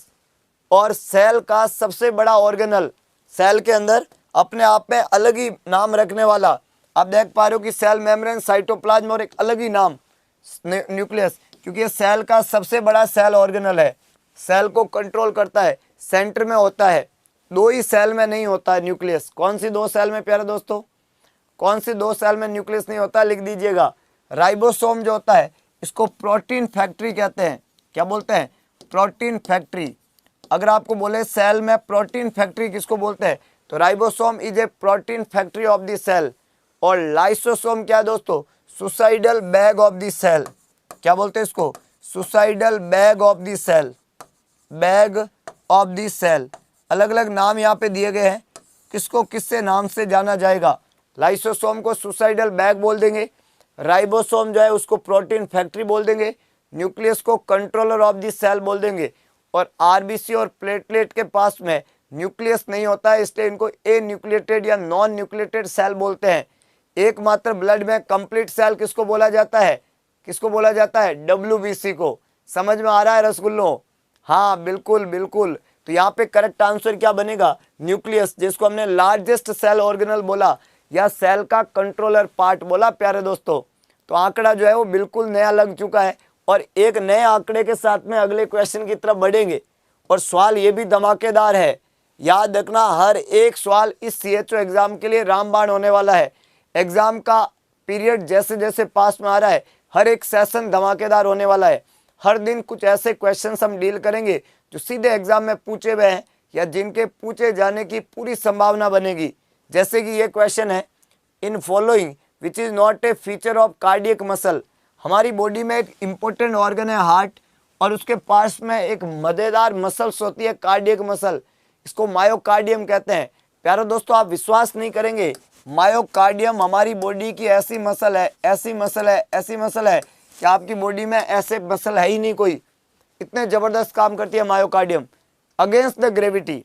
आप समझ सकते हो कि यहाँ पे आपका हार्ट होता है और यहाँ पे आपका ब्रेन है, और हार्ट जो है यहाँ से ब्लड पंप आउट होता है और अगेंस्ट द ग्रेविटी ब्लड पहुँचता है मायोकार्डियम एक काम करती है, मतलब अगेंस्ट द ग्रेविटी। आप सोच भी नहीं सकते कि यहाँ से ब्रेन को कितना उल्टा है, एकदम एकदम ऊपर, ग्रेविटी के ऊपर अगेंस्ट जाना, ऊपर इतना कितना मुश्किल है, फिर भी ये ब्लड को पंप आउट करती है। तो एक बार अगरबत्ती मायोकार्डियम के नाम लगनी चाहिए कि नहीं लगनी चाहिए?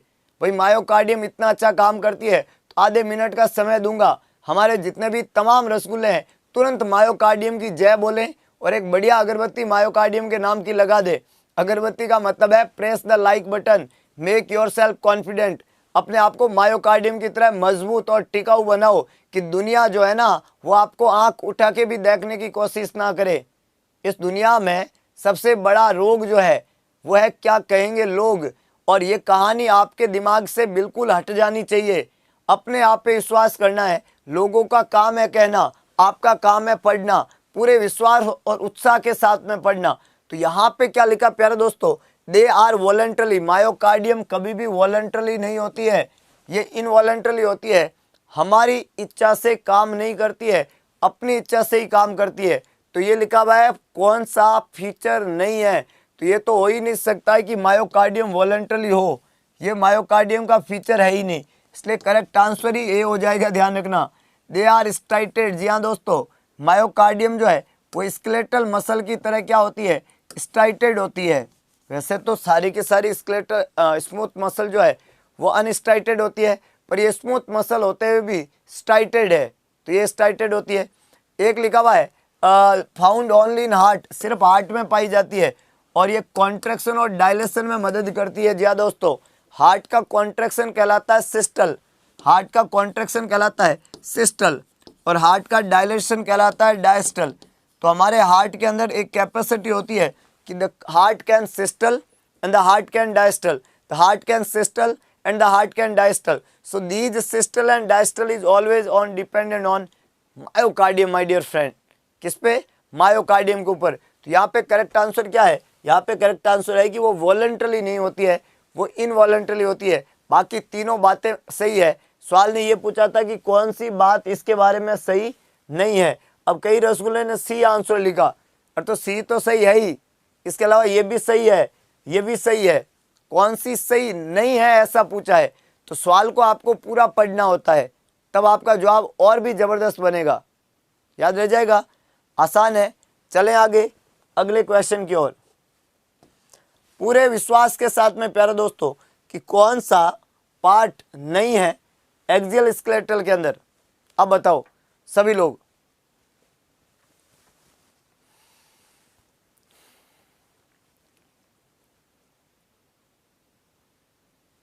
बहुत बढ़िया, बहुत बढ़िया, सभी लोग जवाब लिखे भाई। पूरे उत्साह के साथ में जवाब होना चाहिए, और आंकड़ा बिल्कुल नया होना चाहिए। मैंने फिर कह दिया है, आंकड़ा नया होना चाहिए, और आप लोगों को पूरे जोश के साथ में जुड़ना है, और अपने आप को कंकर नहीं बनाना है, शंकर बनाना है, डटे रहना है। कंकर की तरह बिछाना नहीं है, शंकर की तरह सजना है, जहाँ पे लोग आए और नमस्कार करे, प्रणाम करे, ऐसा सजना है, ऐसा शंकर बनना है। एक्सियल जो होता है वो सेंटर वाला है। मैंने आपको दो स्केलेटल सिस्टम बताए थे। एक्सियल जो होता है उसमें 80 हड्डी होती है, 80 बोन, 80 हड्डी, और उनको याद रखना। स्कल होता है, स्कल है ना, स्कल 22 यहाँ पे होती है। उसके बाद में hyoid bone, hyoid bone number में 1 होती है, ऐसा हमने बताया। इसके बाद में मिस जो होती है मैलियस, इनकस और स्टेपिस, टोटल नंबर में होती है 6। उसके बाद में बताया आपने स्टर्नम और रिब केज, रिब केज जो है 24 और एक स्टर्नम 25, तो ये हो गया 25। और वर्टिबल कॉलम, वर्टिबल कॉलम की बात करें, वर्टिब्रल कॉलम, तो वर्टिबल कॉलम होता है 26।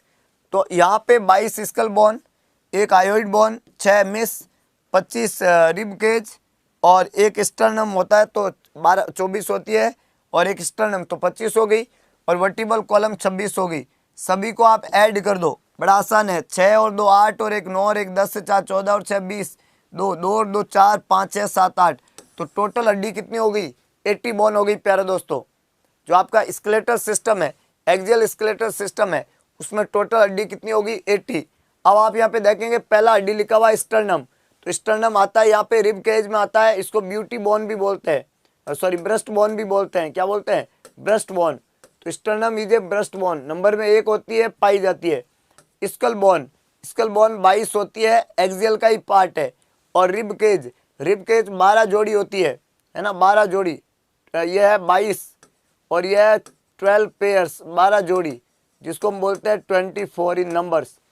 तो स्टर्नम हो गया आपका ब्रेस्ट बोन, जो नंबर में होती है 1, ब्रेस्ट बोन 1 ही होती है। स्कल बोन जो होती है 22 होती है।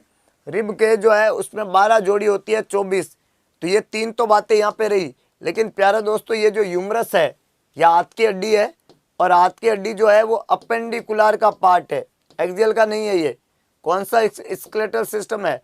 अपेंडिकुलर है, अपेंडिकुलर।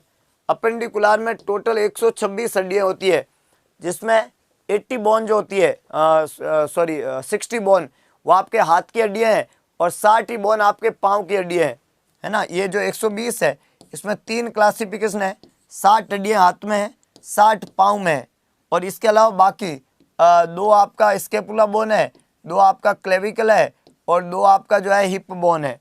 तो हिप, क्लेविकल और स्केपुला टोटल 6 हो गई, और 60 हाथ की हड्डी है और 60 पाँव की हड्डी है, सबको मिलाते हैं तो 126 बन जाती है। उसमें ह्यूमरस एक हाथ की हड्डी है, तो इसको अपेंडिकुलर स्केलेटल सिस्टम में काउंट करते हैं, एक्सियल में काउंट नहीं करेंगे, क्योंकि एक्सियल वाला पार्ट कौन है? एक्सियल वाला ये ऊपर वाले तीनों पार्ट है। तो आसान है कि नहीं हड्डियाँ? कोई डाउट है कि नहीं है किसी को? स्केलेटल सिस्टम में टिप ऑफ द टंग हुआ कि नहीं हुआ, कि एक्सियल कौन सा है और अपेंडिकुलर कौन सा है? ह्यूमरस कहाँ आती है, रेडियस अल्ना कहाँ आती है, फीमर कहाँ आती है? हाँ, हाथ में 126 होती है, हाथ में नहीं, अपेंडिकुलर में 126 होती है। हाथ में तो हाँ 60 और पाँव में 60।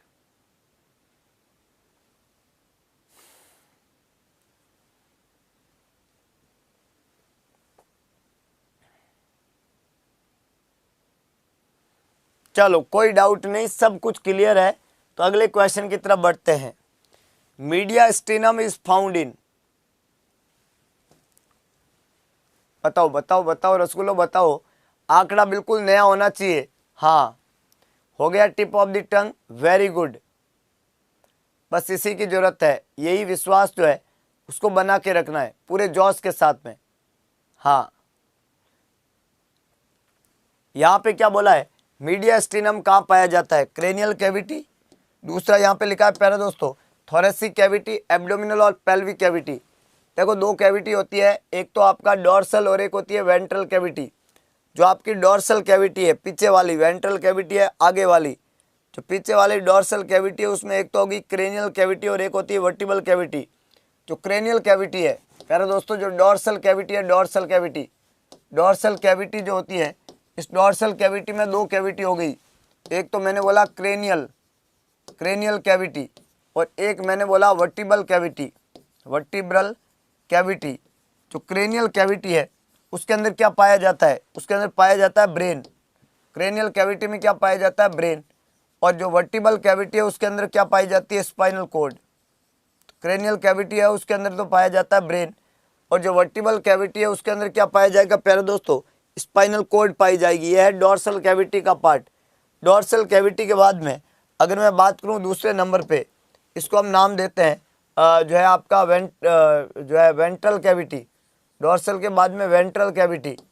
जो वेंट्रल कैविटी है उसमें अलग अलग कैविटी है, जिसके अंदर ध्यान रखना, अगर हम वेंट्रल कैविटी की बात करते हैं तो यहाँ पे आपको ध्यान रखना प्यारे दोस्तों, एक होती है थोरेसिक, एक होती है आपकी एब्डोमिनल, थोरेसिक एब्डोमिनल कैविटी, और इसके अलावा तीसरी आपकी होगी पेल्विस, पेल्विक कैविटी। अगर इन तीनों कैविटी में आपको ये पूछे कि सबसे बड़ी कैविटी कौन सी है, बताओ दोस्तों सबसे बड़ी कैविटी कौन सी है तीनों में से? तीनों में से सबसे बड़ी कैविटी कौन सी है? Abdominal cavity, largest. अगर आपको पूछे लार्जेस्ट कैविटी कौन सी है, abdominal cavity is the largest cavity.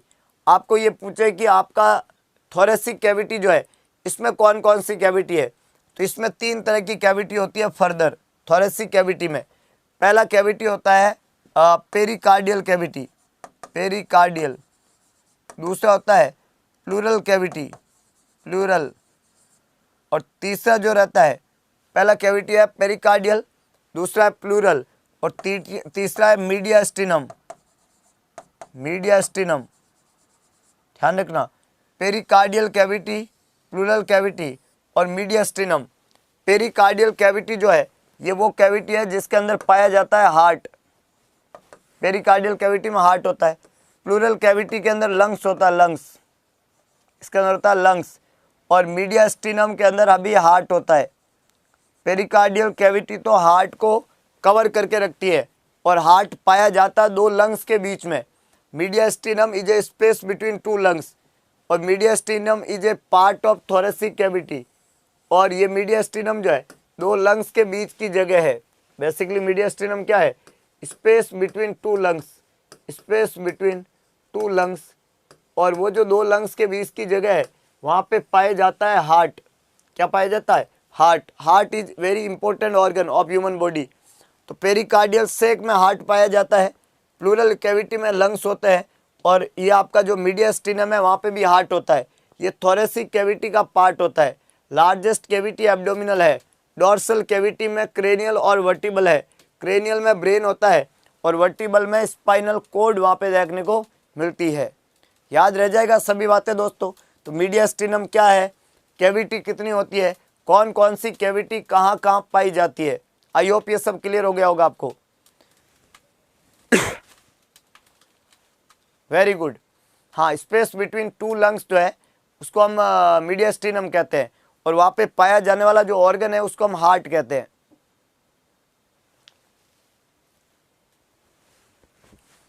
Mix में क्वेश्चन लाए, मिक्स कैसे करें बताओ? इस क्वेश्चन दो को मिक्स कर दे एक साथ। अच्छा हाँ सॉरी, हिंदी होनी चाहिए अंदर ऐसे। अरे भाई ये हिंदी है ऐसे समझो।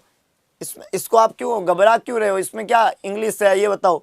आपको कोई लाइन समझ में नहीं आए तो वो पूछो आप। तो हिंदी क्या, हम तो पूरा हिंदी में ले आएंगे।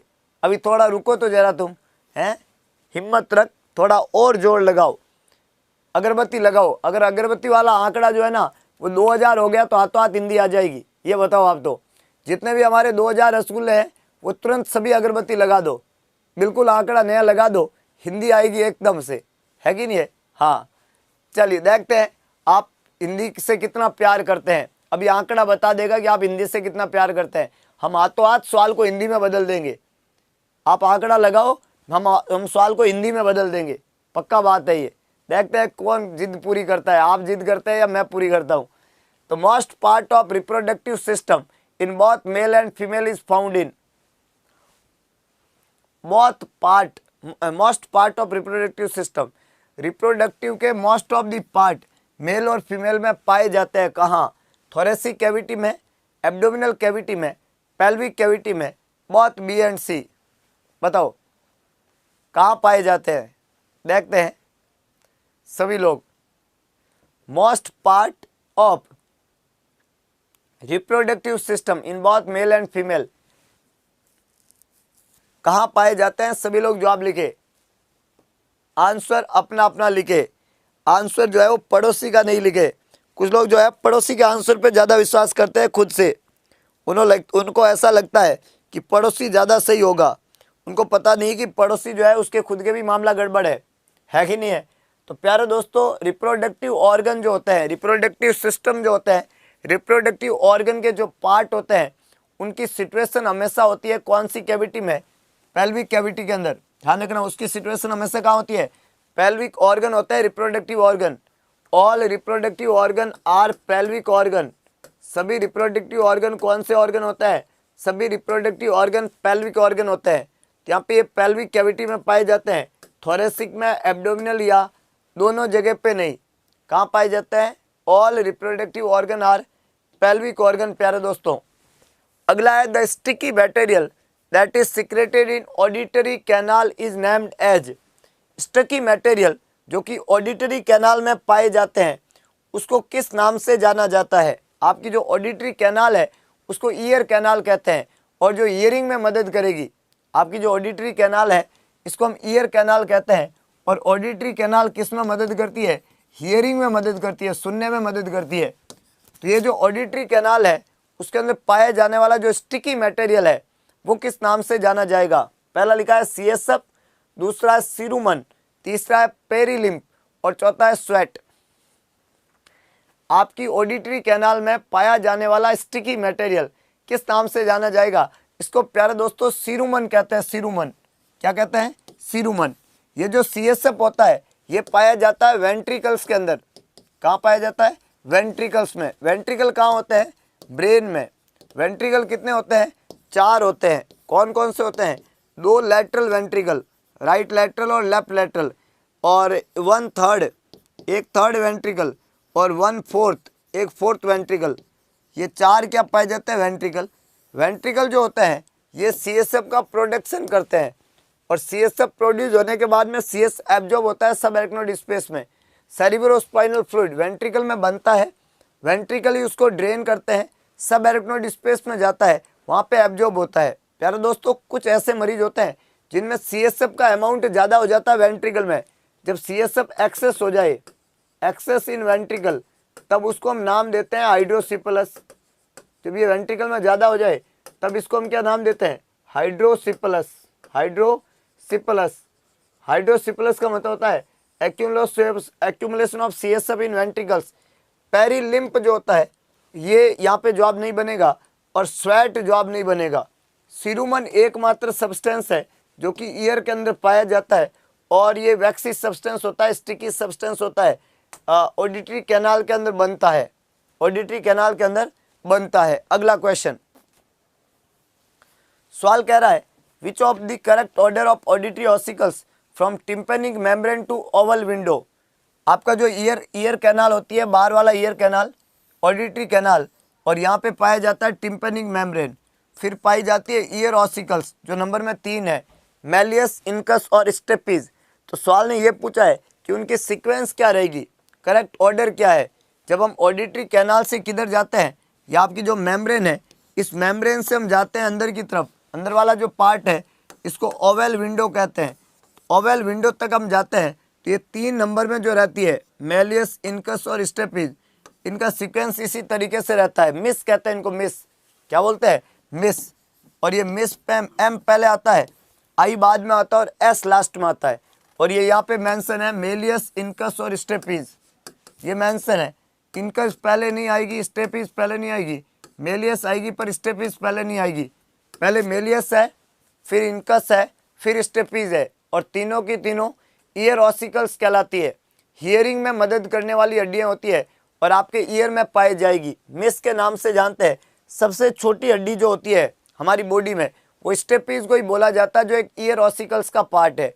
सबसे छोटी हड्डी ear ossicles axial skeletal system का पार्ट है, ये आपको ध्यान रखना है। अपेंडिकुलर में नहीं आएगा। ये किसका पार्ट है? एक्सियल स्केलेटल सिस्टम का पार्ट है। नाम देते हैं इनको ईयर ऑसिकल्स। अगला क्वेश्चन दोस्तों, सवाल कह रहा है कि the area which also known as blind spot of human body. Human body का ब्लाइंड स्पॉट कौन सा एरिया है? आई की स्ट्रक्चर आपने पढ़ी है, और आई की स्ट्रक्चर में आपने ब्लाइंड स्पॉट को तो पढ़ा होगा। इसको अंध बिंदु कहते हैं। हिंदी वाले लोगों के लिए ब्लाइंड स्पॉट को बोलते हैं अंध बिंदु। अंध बिंदु, ब्लाइंड स्पॉट को क्या बोलते हैं? अंध बिंदु बोलते हैं, अंध बिंदु। तो ये जो अंध बिंदु है ये कहाँ पे होता है, किसको बोलते हैं? पहला लिखा हुआ है macula lutea, fovea centralis, optic disc और कॉन्स।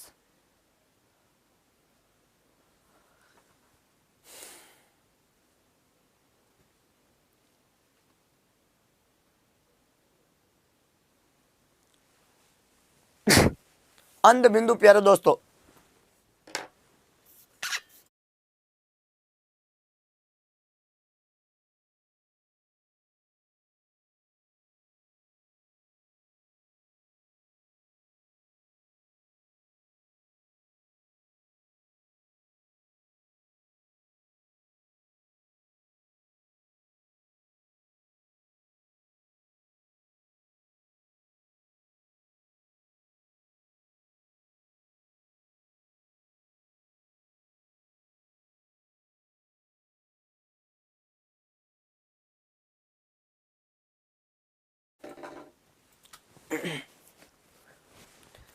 अंध बिंदु किसको कहते हैं प्यारे दोस्तों? तो अंध बिंदु यहाँ पे क्या हो गया? Macula lutea, fovea centralis, optic chiasm और कॉन्स। तो optic disc is also known as अंध बिंदु। ब्लाइंड स्पॉट जो है वो किसको बोलते हैं?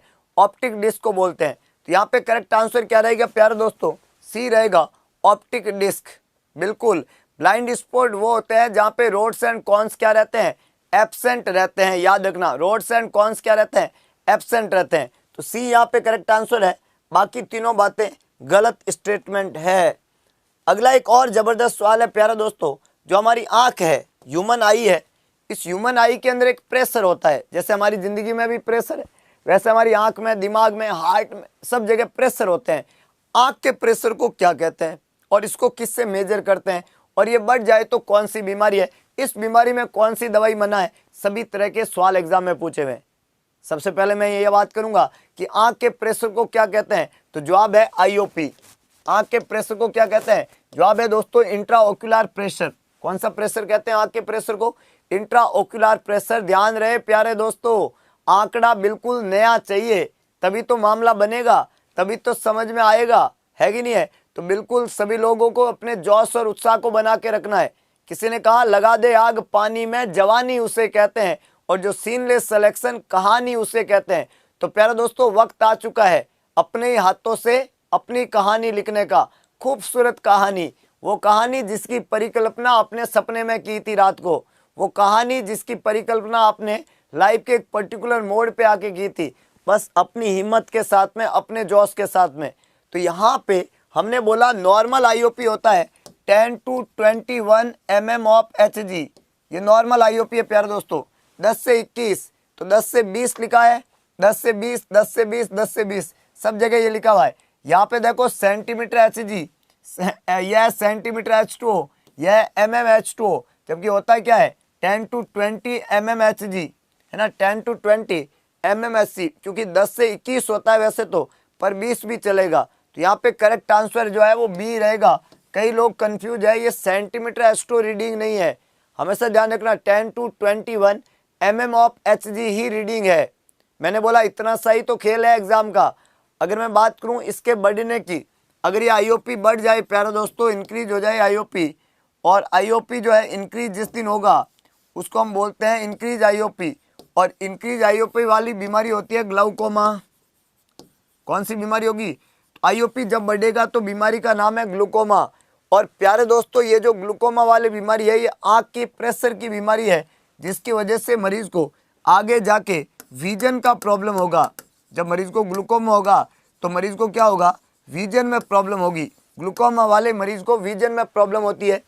एक और इम्पोर्टेंट बात यहाँ पे पूछी जाती है कि ये जो ग्लूकोमा है, इसका मेजरमेंट, आईओपी का मेजरमेंट किससे करते हैं, तो टोनोमेट्री। टोनोमेट्री जो होती है, टोनोमेट्री, वो टोनोमेट्री जो है वो इंट्राओक्युलर प्रेशर को मेजर करने का मीटर है दोस्तों, याद रखना। अगला सवाल पूछा जाएगा, इंक्रीज आईओपी वाली बीमारी है ग्लूकोमा। ग्लूकोमा के अंदर जो है विजन की प्रॉब्लम होती है। आईओपी मेजर करने के लिए टोनोमीटर काम में लेते हैं, tonometry. 10 to 21 mm of HG होता है इंट्राओक्युलर प्रेशर। अगला सवाल पूछा जाता है प्यारे दोस्तों कि ये जो आईओपी है, ह्यूमन आई का जो प्रेशर है, और ये जो टोनोमीटर हम काम में लेते हैं इसको मेजर करने के लिए, तो सवाल पूछा जाता है इस ग्लूकोमा वाली बीमारी में कौन सी दवाई कॉन्ट्रा इंडिकेटेड है, तो जवाब है एट्रोपिन। ग्लूकोमा में एट्रोपिन दवाई नहीं देते हैं। एट्रोपिन प्यूपिल को डायलेट करती है, डायलेट करती है प्यूपिल को। और प्यारे दोस्तों, जब आपका प्यूपिल डायलेट हो जाएगा तो इंट्राओक्युलर प्रेशर और बढ़ जाएगा। If you want to prevent the increase intraocular pressure, you have to prevent the increase IOP. तो आपको आईओपी बढ़ने से रोकना पड़ेगा। ग्लूकोमा आईओपी बढ़ने वाली बीमारी है, इसलिए यहाँ पे करेक्ट आंसर रहेगा 10 to 20 mm of HG, इंट्राओक्युलर pressure के बढ़ने वाली बीमारी। याद रह जाएगा, आसान है। इंट्राओक्युलर प्रेशर से संबंधित ये सवाल एग्जाम में पूछा हुआ है प्यारे दोस्तों। सवाल है, short curved hair that is found on free eye edge of eyelid are known as. जो शॉर्ट और कर्व्ड हेयर है जो कि आंख के ऊपर पाए जाते हैं फ्री एज के रूप में। कैसे पाया जाता है, फ्री एज के रूप में आंख के ऊपर पाया जाता है शॉर्ट कर्व्ड हेयर। आईलिड के ऊपर क्या बोलते हैं, eyebrow, eyelashes, eye hair, all of the above. Glaucoma की ड्रग ऑफ चॉइस होती है टिमोलोल, बिल्कुल सही है। और टिमोलोल एक बीटा ब्लॉकर एजेंट है, वो आप दे सकते हो, लेकिन आप सिंपैथेटोमिमेटिक एट्रोपिन दवाई नहीं दे सकते, इस बात का ध्यान रखना है। हाँ, शॉर्ट कर्व्ड हेयर जो कि आपकी कर्व्ड हेयर जो कि पाए जाते हैं free edge of eyelid. Eyelid के फ्री एज जो है वहाँ पे पाए जाते हैं छोटे छोटे कर्व्ड में बाल। उन बालों को किस नाम से जानते हैं, ये सवाल ने पूछा है। या तो यहाँ पे पहला लिखा है आईब्रो, दूसरा है आई लैसेज, तीसरा है आई हेयर्स। ये इनकी बात कर रहे हैं, इनकी ये जो है ना, इनको क्या कहेंगे आप। अब कुछ लोग तो यहाँ जवाब दे रहे हैं आईब्रो, आईब्रो तो ऊपर होते हैं। ये जो है ये लेसेज, इनको क्या बोलते हैं, लेसेज। लेसेज मतलब आई लेसेज, याद रखना। क्या बोलेगा इनको, आई लेसेज। शॉर्ट कर्व्ड हेयर जो यहाँ पे आई के ऊपर पाए जाते हैं फ्री एज के रूप में, इनको बोला जाता है आई लैसेज। क्या बोलते हैं प्यारे दोस्तों, आई लैसेज। अगला question, anterior pituitary is also known as, anterior pituitary is also known as, anterior pituitary को किस नाम से जाना जाएगा, adenohypophysis, neurohypophysis, stalk और intermediate lobe. Anterior pituitary is also known as, what is the another name of anterior pituitary। प्यारे दोस्तों जवाब लिखे अपना अपना। Anterior pituitary adeno, neuro, stalk और intermediate lobe. Anterior pituitary is also known as, याद रखे। यहाँ पे हम अगर पिट्यूटरी की बात करें तो पिट्यूटरी को बोलते हैं हाइपोफाइसिस। और जो हाइपोफाइसिस है प्यारे दोस्तों, ये दो तरह का होता है, एंटीरियर और पोस्टीरियर। एक होता है एंटीरियर हाइपोफाइसिस और एक होता है पोस्टीरियर हाइपोफाइसिस। ये जो एंटीरियर हाइपोफाइसिस होता है इसको हम नाम देते हैं एडिनो हाइपोफाइसिस। क्या बोलते हैं, एडिनो हाइपोफाइसिस, एडिनो हाइपोफाइसिस। जो पोस्टीरियर होता है इसको हम नाम देते हैं न्यूरो हाइपोफाइसिस, न्यूरो हाइपोफाइसिस। याद रखना, एंटीरियर पिट्यूटरी और पोस्टीरियर पिट्यूटरी ऐसे दो लोब होते हैं पिट्यूटरी में। एंटीरियर पिट्यूटरी को नाम देते हैं एडिनो हाइपोफाइसिस और पोस्टीरियर पिट्यूटरी को नाम देते हैं न्यूरो हाइपोफाइसिस। प्यारे दोस्तों ये जो एडिनो हाइपोफाइसिस है और न्यूरो हाइपोफाइसिस है, इनके बीच में एक लोब होता है, उसको इंटरमीडिएट लोब कहते हैं। पिट्यूटरी में 3 लोब होते हैं, एंटीरियर को एडिनो, पोस्टीरियर को न्यूरो और इनके बीच में एक लोब होता है, उसको इंटरमीडिएट लोब कहते हैं। तो स्टॉक क्या है प्यारे दोस्तों, स्टॉक किसको कहते हैं, सभी लोग कमेंट करें। ये जो स्टॉक है ये किसको कहेंगे भाई, एडिनो हाइपोफाइसिस एंटीरियर पिट्यूटरी को कहते हैं, हमें पता चल गया। न्यूरो हाइपोफाइसिस पोस्टीरियर पिट्यूटरी को कहते हैं, हमें पता चल गया। और यह हमें पता चल गया कि इंटरमीडिएट लोब का मतलब होता है कि दोनों लोब के बीच में पाया जाने वाला लोब। तो स्टॉक किसको कहते हैं बताओ, सभी लोग कमेंट करो ये स्टॉक क्या है। पिट्यूटरी के संबंध में स्टॉक किसको बोलते हैं, सभी लोग कमेंट करें। जिनको आंसर नहीं आ रहा है वो लाइक बटन को प्रेस करें, अपने आप को कॉन्फिडेंट करे और आग की तरह सेशन को फैला दे। आंकड़ा बिल्कुल नया होना चाहिए। हाँ बहुत बढ़िया, और सभी लोगों की मेहनत दिख रही है। मुश्किल से मुश्किल जो है वो मतलब किसी ने कहा कि मुश्किल कुछ भी नहीं दुनिया में, तू जरा कोशिश तो कर, ख्वाब बदलेंगे हकीकत में, तू जरा हिम्मत तो कर।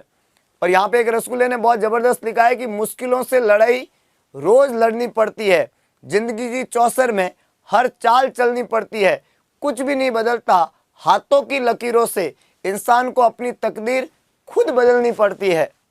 तो याद रखना प्यारे दोस्तों, आपको अपनी तकदीर खुद बदलनी पड़ेगी, एक हिम्मत और हिमाकत के साथ में, एक जोश और उत्साह के साथ में। हाथ की लकीरें जो है ना वो तकदीर को नहीं बदलेगी। कौन बदलोगे, खुद बदलोगे। जब आपका पिट्यूटरी को किससे कनेक्ट करोगे, हाइपोथैलेमस से। जी हाँ दोस्तों, जो हाइपोथैलेमस है, हाइपोथैलेमस है master of master gland. Pituitary अगर मास्टर ग्लैंड है तो उसका मास्टर पार्ट कौन है, हाइपोथैलेमस। तो मास्टर ऑफ मास्टर ग्लैंड कौन रहेगा, हाइपोथैलेमस। और हाइपोथैलेमस रिलीजिंग हार्मोन भेजेगा, और ये जो रिलीजिंग हार्मोन है ये एक्ट करेगा पिट्यूटरी के ऊपर, एंटीरियर और पोस्टीरियर। एंटीरियर पिट्यूटरी से 7 हार्मोन बनवा देगा। याद रखना, हाइपोथैलेमस 7 रिलीजिंग हार्मोन भेजेगा और एंटीरियर पिट्यूटरी 7 तरीके के स्टिमुलेटिंग हार्मोन वहां पे बता देगा। याद रखना, जब एंटीरियर पिट्यूटरी की बात करते हैं, याद रखना जैसे हाइपोथैलेमस जो है आपका, हाइपोथैलेमस ये किसके ऊपर एक्ट करेगा, हाइपोथैलेमस एक्ट करेगा किसके ऊपर प्यारे दोस्तों, एंटीरियर पिट्यूटरी के ऊपर, एंटीरियर पिट्यूटरी के ऊपर एक्ट करेगा। और इस एंटीरियर पिट्यूटरी के ऊपर हाइपोथैलेमस एक्ट करके 7 हार्मोन बनवाएगा। ध्यान रखना, एडिनो हाइपोफाइसिस से कितने हार्मोन, 7 हार्मोन। ये कौन कौन से हार्मोन है सर, तो पहला हार्मोन है आपका ग्रोथ हार्मोन, इसके अलावा प्रोलैक्टिन हार्मोन, इसके अलावा thyroid stimulating hormone, adrenocorticotropic hormone, follicle stimulating hormone, luteinising hormone, melanocyte stimulating hormone. Number 1, number 2, number 3, number 4, number 5, number 7। 7 hormone बनते हैं एंटीरियर पिट्यूटरी से। प्यारे दोस्तों, मेरी जो हाइपोथैलेमस है, ये हाइपोथैलेमस एंटीरियर पिट्यूटरी पे ही नहीं, ये पोस्टीरियर पिट्यूटरी पे भी एक्ट करता है। किससे एक्ट करता है? पोस्टीरियर पिट्यूटरी के ऊपर। और इससे के 2 hormone ADH and oxytocin, ADH and oxytocin दोनों हाइपोथैलेमस ही तो बनाता है। पोस्टीरियर पिट्यूटरी के दोनों हार्मोन हाइपोथैलेमस ही तो बनाता है। एंटीरियर पिट्यूटरी के hormone hypothalamus, 7 hormone. Posterior pituitary के दोनों हार्मोन एडीएच और ऑक्सीटोसिन हाइपोथैलेमस ही तो बनाएगा, एडीएच और ऑक्सीटोसिन। और जाके कहाँ स्टोर होंगे? पोस्टीरियर पिट्यूटरी में। यहाँ तो सिंपल सवाल पूछा है कि एडिनो हाइपोफाइसिस या एंटीरियर पिट्यूटरी को और किस नाम से जानते हैं? अरे और नाम क्या, आप तो पूछो कौन सा हार्मोन, आप तो ये पूछो कि हार्मोन जाके कहाँ एक्ट करेंगे, आप तो ये पूछो कि इन हार्मोन से बनने वाली ग्लैंड के हार्मोन कौन से हैं, आप तो ये पूछो कि उन हार्मोन की कमी और अधिकता से क्या बीमारी होती है, और आप तो ये भी पूछ लो कि उस बीमारी का क्या सिम्टम आएगा, और आप तो ये भी पूछ लो कि उन सिम्टम को इलाज करने के लिए क्या दवाई देंगे, और आप तो ये भी पूछ लो कि मरीज को जिंदगी में क्या सजेशन देंगे। ऐसी कौन सी बात है जो हमारे रसगुल्ले नहीं बता सकते? तमाम बातें टिप ऑफ द टंग पे है रसगुल्लों के। और यही तो कहानी रहेगी कि आप एग्जाम में जबरदस्त कर पाओगे। हर एक पॉइंट आपको याद होना चाहिए, हर एक बात यहाँ पे याद रखना चाहिए, है कि नहीं है? तो ये सभी बातें हार्मोन को लेके एग्जाम में पूछी जाती है। हार्मोन जो है वो अलग अलग तरह के अलग अलग अमाउंट में हो सकते हैं बॉडी में, और जैसे हार्मोन है उसके आधार पे हम उसके जवाब को पुट कर सकते हैं। अगला सवाल हार्मोन से ही संबंधित है प्यारे दोस्तों, जो यहाँ पे आपकी स्क्रीन पे है, और मुझे नहीं लगता कि आप इसका जवाब दे पाने में कहीं पीछे हटोगे। सवाल है बड़ा इंटरेस्टिंग, तो जवाब होना चाहिए शानदार।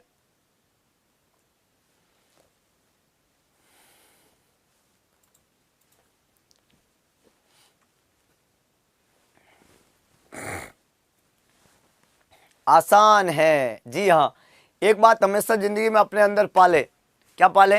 जोर से बोलना सीखे। अभी मेरे साथ में सभी लोग बोलेंगे, बड़ा बड़ा मजा आएगा आपको। ऐसा नहीं कि मैं ही बोल रहा हूँ और आप नहीं बोले ना, बोले। पास वालों को सुनने दो, लाइब्रेरी में हो तो सुनने दो सबको, घर पे हो तो सुनने दो सबको, रूम में हो तो सुनने दो, पड़ोसियों को सुनने दो। क्या आसान है? जोर जोर से बोलो, अंदर से आपके अंदर एक एनर्जी आएगी, एक एनर्जी का संचार होगा। क्या आसान है? क्या है? आसान है। अरे बोल दो रसगुल्लों, बोलोगे तभी बात बनेगी। इस दुनिया में बिना बोले तो किसी की बात नहीं बनी है, तो एक बार बोलना पड़ेगा आसान है, फिर आपको सब आसान लगने लग जाएगा।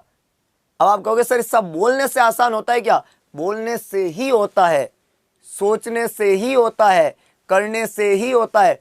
सोचो पहले, बेस्ट से बेस्ट करो, उससे जबरदस्त, एक पॉजिटिव माइंड सेटअप के साथ में। तो आसान है, ये बात इंपॉर्टेंट है, ध्यान रखना। तो हार्मोन ऑक्सीटोसिन जो है उसको कौन सिक्रेट करता है? देखो, आपने आसान है बोला और देख लो कितना आसान हो गया कि आप सवाल का जवाब बड़ी आराम से दे पा रहे हो। आसान है यहाँ पे। अब है ना, कुछ रसगुल्ले धीरे से आसान है ऐसे बोल रहे हैं, जैसे एहसान कर रहे हैं किसी के ऊपर। इतना धीरे बोलने से काम नहीं चलेगा, पूरे जोश और उत्साह के साथ में पता चल जाना चाहिए कि कोई रसगुल्ला बोला है ना। आसान है। तो यहाँ पे हार्मोन ऑक्सीटोसिन, देखो कितना आसान है, एक ने भी गलत जवाब नहीं लिखा है। हार्मोन ऑक्सीटोसिन का सवाल आया और एक ने भी गलत जवाब नहीं लिखा, क्योंकि यहाँ पे पोस्टीरियर पिट्यूटरी का हार्मोन है, ये हमें सबको पता है। हाइपोथैलेमस इसको बनाता है और ये पोस्टीरियर पिट्यूटरी का हार्मोन है, ये हम सबको पता है, इसलिए किसी ने गलत नहीं किया। ये जो थायराइड हार्मोन है, ये hormone oxytocin, thyroid hormone oxytocin जो है उसको थायराइड थोड़ी सिक्रेट करेगी, थायराइड सिक्रेट करेगी thyroid hormone T3 and T4, ये हार्मोन थायराइड ग्लैंड सिक्रेट करती है। एंटीरियर पिट्यूटरी के हार्मोन 7 होते हैं जो हम ऑलरेडी पढ़ चुके हैं, इनको स्टिमुलेटिंग हार्मोन कहते हैं। इसको हम पहले भी बता चुके हैं आपको कि एंटीरियर पिट्यूटरी के सभी हार्मोन को क्या नाम दिया जाता है? Stimulating hormone. और ये जो स्टिमुलेटिंग हार्मोन है, हाँ, वो स्टिमुलेटिंग हार्मोन कहाँ से सिक्रेट होता है? एंटीरियर पिट्यूटरी से। याद रह जाएगा। आसान है कि नहीं है? सभी ने बोला कि नहीं बोला अपनी अपनी ईमानदारी से कि आसान है? अरे सर वो है ना, घर वाले उठ जाएंगे। अरे घर वालों को उठने दो, पड़ोसियों को जगने दो, पता चलना चाहिए कि कोई रसगुल्ला पड़ रहा है है कि नहीं है। अब आप पढ़ो और किसी को पता ना चले, ऐसा नहीं होना चाहिए, है ना। ढोल वोल बजाया करो पढ़ने से पहले थोड़ा, है कि नहीं है। चलिए, तो anterior pituitary stimulating hormone, adrenal cortex. प्यारे दोस्तों, एड्रिनल कॉर्टेक्स के 3 हार्मोन है, साल्ट, शुगर, सेक्स हार्मोन। ध्यान रखना, साल्ट हार्मोन को बोलते हैं मिनरलो कॉर्टिकोइड्स बोलते हैं, कॉर्टिकोइड्स, मिनरलो कॉर्टिकोइड्स। शुगर हार्मोन को बोलते हैं ग्लूकोकॉर्टिकोइड्स, शुगर हार्मोन को बोलते हैं ग्लूकोकॉर्टिकोइड्स। और सेक्स हार्मोन को बोलते हैं एंड्रॉइड्स जो है इसको सेक्स हार्मोन बोलते हैं।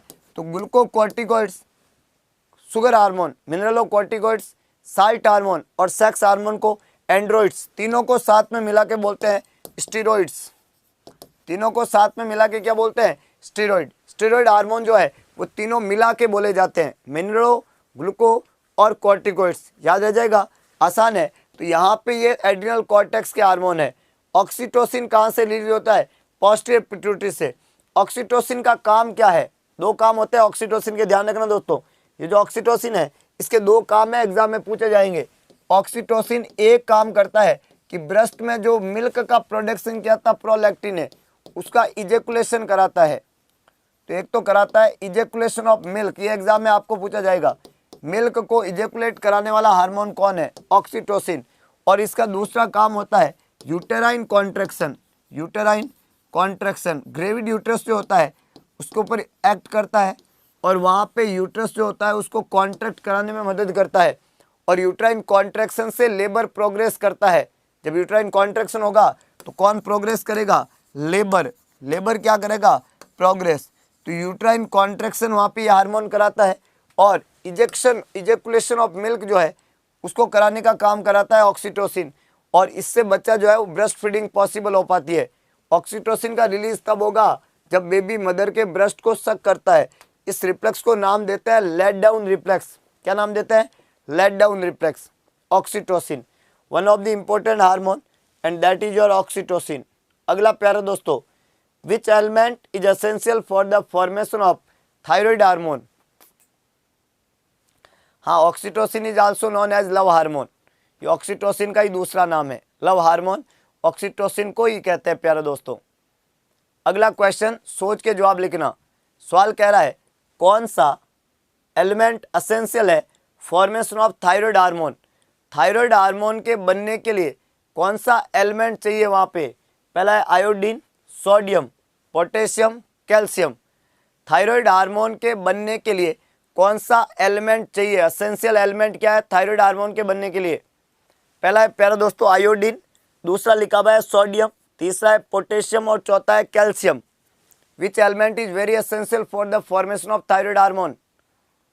Essential element for thyroid hormone प्यारे दोस्तों आयोडीन। याद रखना, थायराइड हार्मोन जो है आयोडीन की प्रेजेंस से थायराइड हार्मोन जो है वो वहाँ पे बनेगा। हमने बोला था कि जो प्रोटीन है आपका, प्रोटीन कौन सी फॉर्म होती है?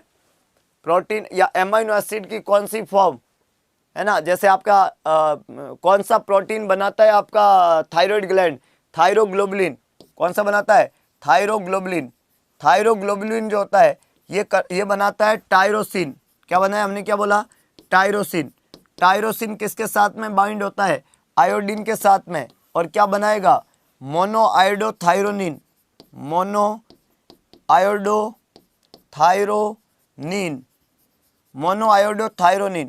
Tyrosine bind with iodine and is form monoiodothyronine. प्यारो दोस्तों, मोनोआयोडोथायरोनिन बाइंड विद आयोडीन और ये बनाएगा डाईआयोडोथायरोनिन जो होता है वो बाइंड होता है आयोडीन के साथ में या मोनोआयोडो के साथ में और ये बना देगा ट्राईआयोडोथायरोनिन। क्या बनाएगा? ट्राईआयोडोथायरोनिन। देखो कैसे आयोडीन थायराइड हार्मोन बनाता है, तो ट्राईआयोडोथायरोनिन। और ये जो ट्राईआयोडोथायरोनिन होता है इसी को हम बोलते हैं T3 हार्मोन। T3 हार्मोन का नाम क्या है? ट्राईआयोडोथायरोनिन। और प्यारे दोस्तों, जो ट्राईआयोडोथायरोनिन होता है, ट्राईआयोडोथायरोनिन ये बाइंड होगा, डाईआयोडोथायरोनिन जो है ये बाइंड होगा डाईआयोडोथायरोनिन के साथ में और डाई मिलके क्या बनाएंगे? टेट्रा आयोडोथायरोनिन और जो टेट्रा आयोडोथायरोनिन है इसी को हम T4 हार्मोन बोलते हैं और इसी को हम थायरोक्सिन बोलते हैं, थायरोक्सिन बोलते हैं। इसी को हम क्या बोलते हैं? Thyroxine. T4 hormone tetra iodothyronine. तो मोनो और आयोडीन डाई, डाई और आयोडीन ट्राई, और ट्राई डाई और डाई टेट्रा। तो ट्राई हो गया T3 और टेट्रा हो गया T4। तो एक हार्मोन होता है T3, एक हार्मोन होता है T4। T3 और T4 हार्मोन दोनों ही कौन बनाता है? Thyroid gland. किसकी मदद से? प्रोटीन और आयोडीन, आयोडीन और प्रोटीन मिलके और थायराइड हार्मोन बनाएंगे। तो आपको एग्जाम में पूछे कि थायराइड हार्मोन के लिए क्या चाहिए, तो एक तो प्रोटीन चाहिए, दूसरा पूछे क्या चाहिए, तो क्या चाहिए, क्या चाहिए, दूसरा चाहिए आपका आयोडीन। तो एक आयोडीन चाहिए, एक प्रोटीन चाहिए, ये दो बातें आपको ध्यान रखनी है। अगला, थायरोक्सिन हार्मोन जो है which is secreted by thyroid gland is also known as.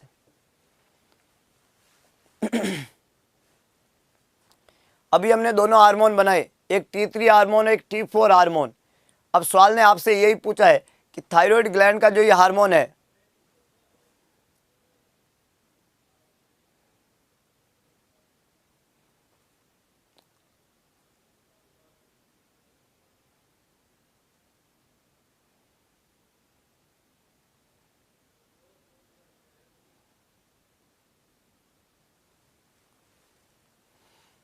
अब ये थायराइड हार्मोन जो है, एक को हमने T3 बोला, एक को T4 बोला।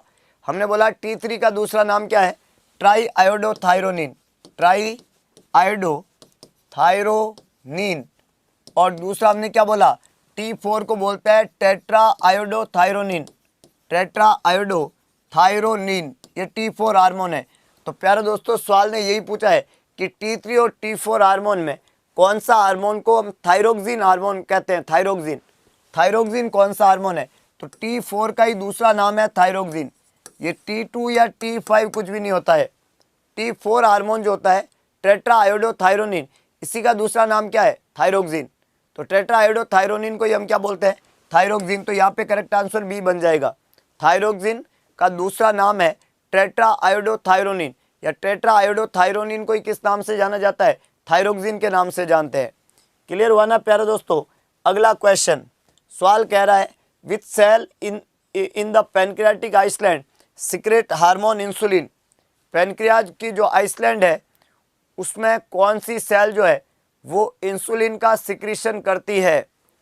पहला ऑप्शन लिखा है अल्फा, दूसरा है बीटा, तीसरा है डेल्टा और चौथा है all of the above. Pancreas, island of pancreas जो है उसमें कौन सी सेल पाई जाती है जो कि प्यारे दोस्तों इंसुलिन का सिक्रीशन करती है? आइसलैंड ऑफ लैंगरहैंस जो है उसमें कौन सी सेल पाई जाती है पैनक्रियाज की जो कि इंसुलिन का सिक्रीशन करती है? बहुत ईजी है। Island of langerhans pancreas, pancreas जो एक्सोक्राइन और एंडोक्राइन दोनों तरह की ग्लैंड होती है, उस पैनक्रियाज में दो तरह की सेल होती है, तीन तरह की सेल। एक को हमने बोला अल्फा, एक को हमने बोला बीटा और एक को हमने बोला डेल्टा। पैनक्रियाज की अल्फा सेल सिक्रेट करती है ग्लूकागोन, कौन सा हार्मोन? ग्लूकागोन।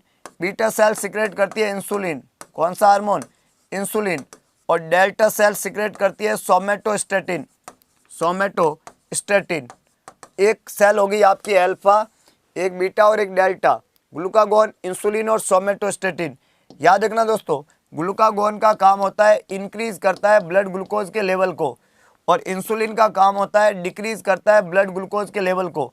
और दोनों मिलके क्या करते हैं? ग्लूकोज का रेगुलेशन करते हैं। प्लाज्मा ग्लूकोज का क्या करते हैं? रेगुलेशन करते हैं। कहाँ पे? पैनक्रियाज में। तो पैनक्रियाज ब्लड में ग्लूकोज का रेगुलेशन करने वाली जो ग्लैंड है वो पैनक्रियाज ग्लैंड है। और पैनक्रियाज ग्लैंड के कौन से हार्मोन? ग्लूकागोन और इंसुलिन। ग्लूकागोन ब्लड ग्लूकोज के लेवल को बढ़ाता है, इंसुलिन ब्लड ग्लूकोज के लेवल को कम करता है। प्यारे दोस्तों, ये जो सोमेटोस्टेटिन है ये डेल्टा सेल के द्वारा सिक्रेट होता है और ये ग्रोथ हार्मोन इनिबिटिंग हार्मोन भी कहलाता है। सोमेटोस्टेटिन का काम है ग्रोथ को इनिबिट करना। तो ये ग्लूकागोन के सिक्रेशन को, इंसुलिन के सिक्रेशन को कम कराता है, क्योंकि इनका सिक्रेशन जब बढ़िया होगा, ग्लूकोज का बॉडी में रेगुलेशन होगा तो बॉडी की अच्छा मेटाबॉलिज्म होगा, और बॉडी में जब मेटाबॉलिज्म बढ़िया होगा तो बॉडी की ग्रोथ होएगी। ये तो नहीं चाहता है कि बॉडी का ग्रोथ हो, तो ये ग्रोथ को क्या करेगा? इनिबिट करने वाला हार्मोन है, इस बात का ध्यान रखना। तो ग्रोथ इनिबिशन का काम करता है सोमेटोस्टेटिन, इसलिए सोमेटोस्टेटिन ग्रोथ इनिबिटिंग हार्मोन कहलाता है। हालांकि ग्रोथ इनिबिटिंग हार्मोन नाम से यह हार्मोन हाइपोथैलेमस से सिक्रेट होता है, लेकिन ये पैनक्रियाज का जो डेल्टा सेल से सिक्रेट होने वाला सोमेटोस्टेटिन है, ये भी थोड़ा इसी तरीके का काम करता है, ग्रोथ को इनिबिट करने का काम करता है। तो ये सभी बातें आपको ध्यान रखनी है कि पैनक्रियाज की आइसलैंड को इंसुलिन कौन सिक्रेट करता है। तो इंसुलिन सिक्रेट करने वाली सेल को बीटा सेल कहते हैं प्यारे दोस्तों।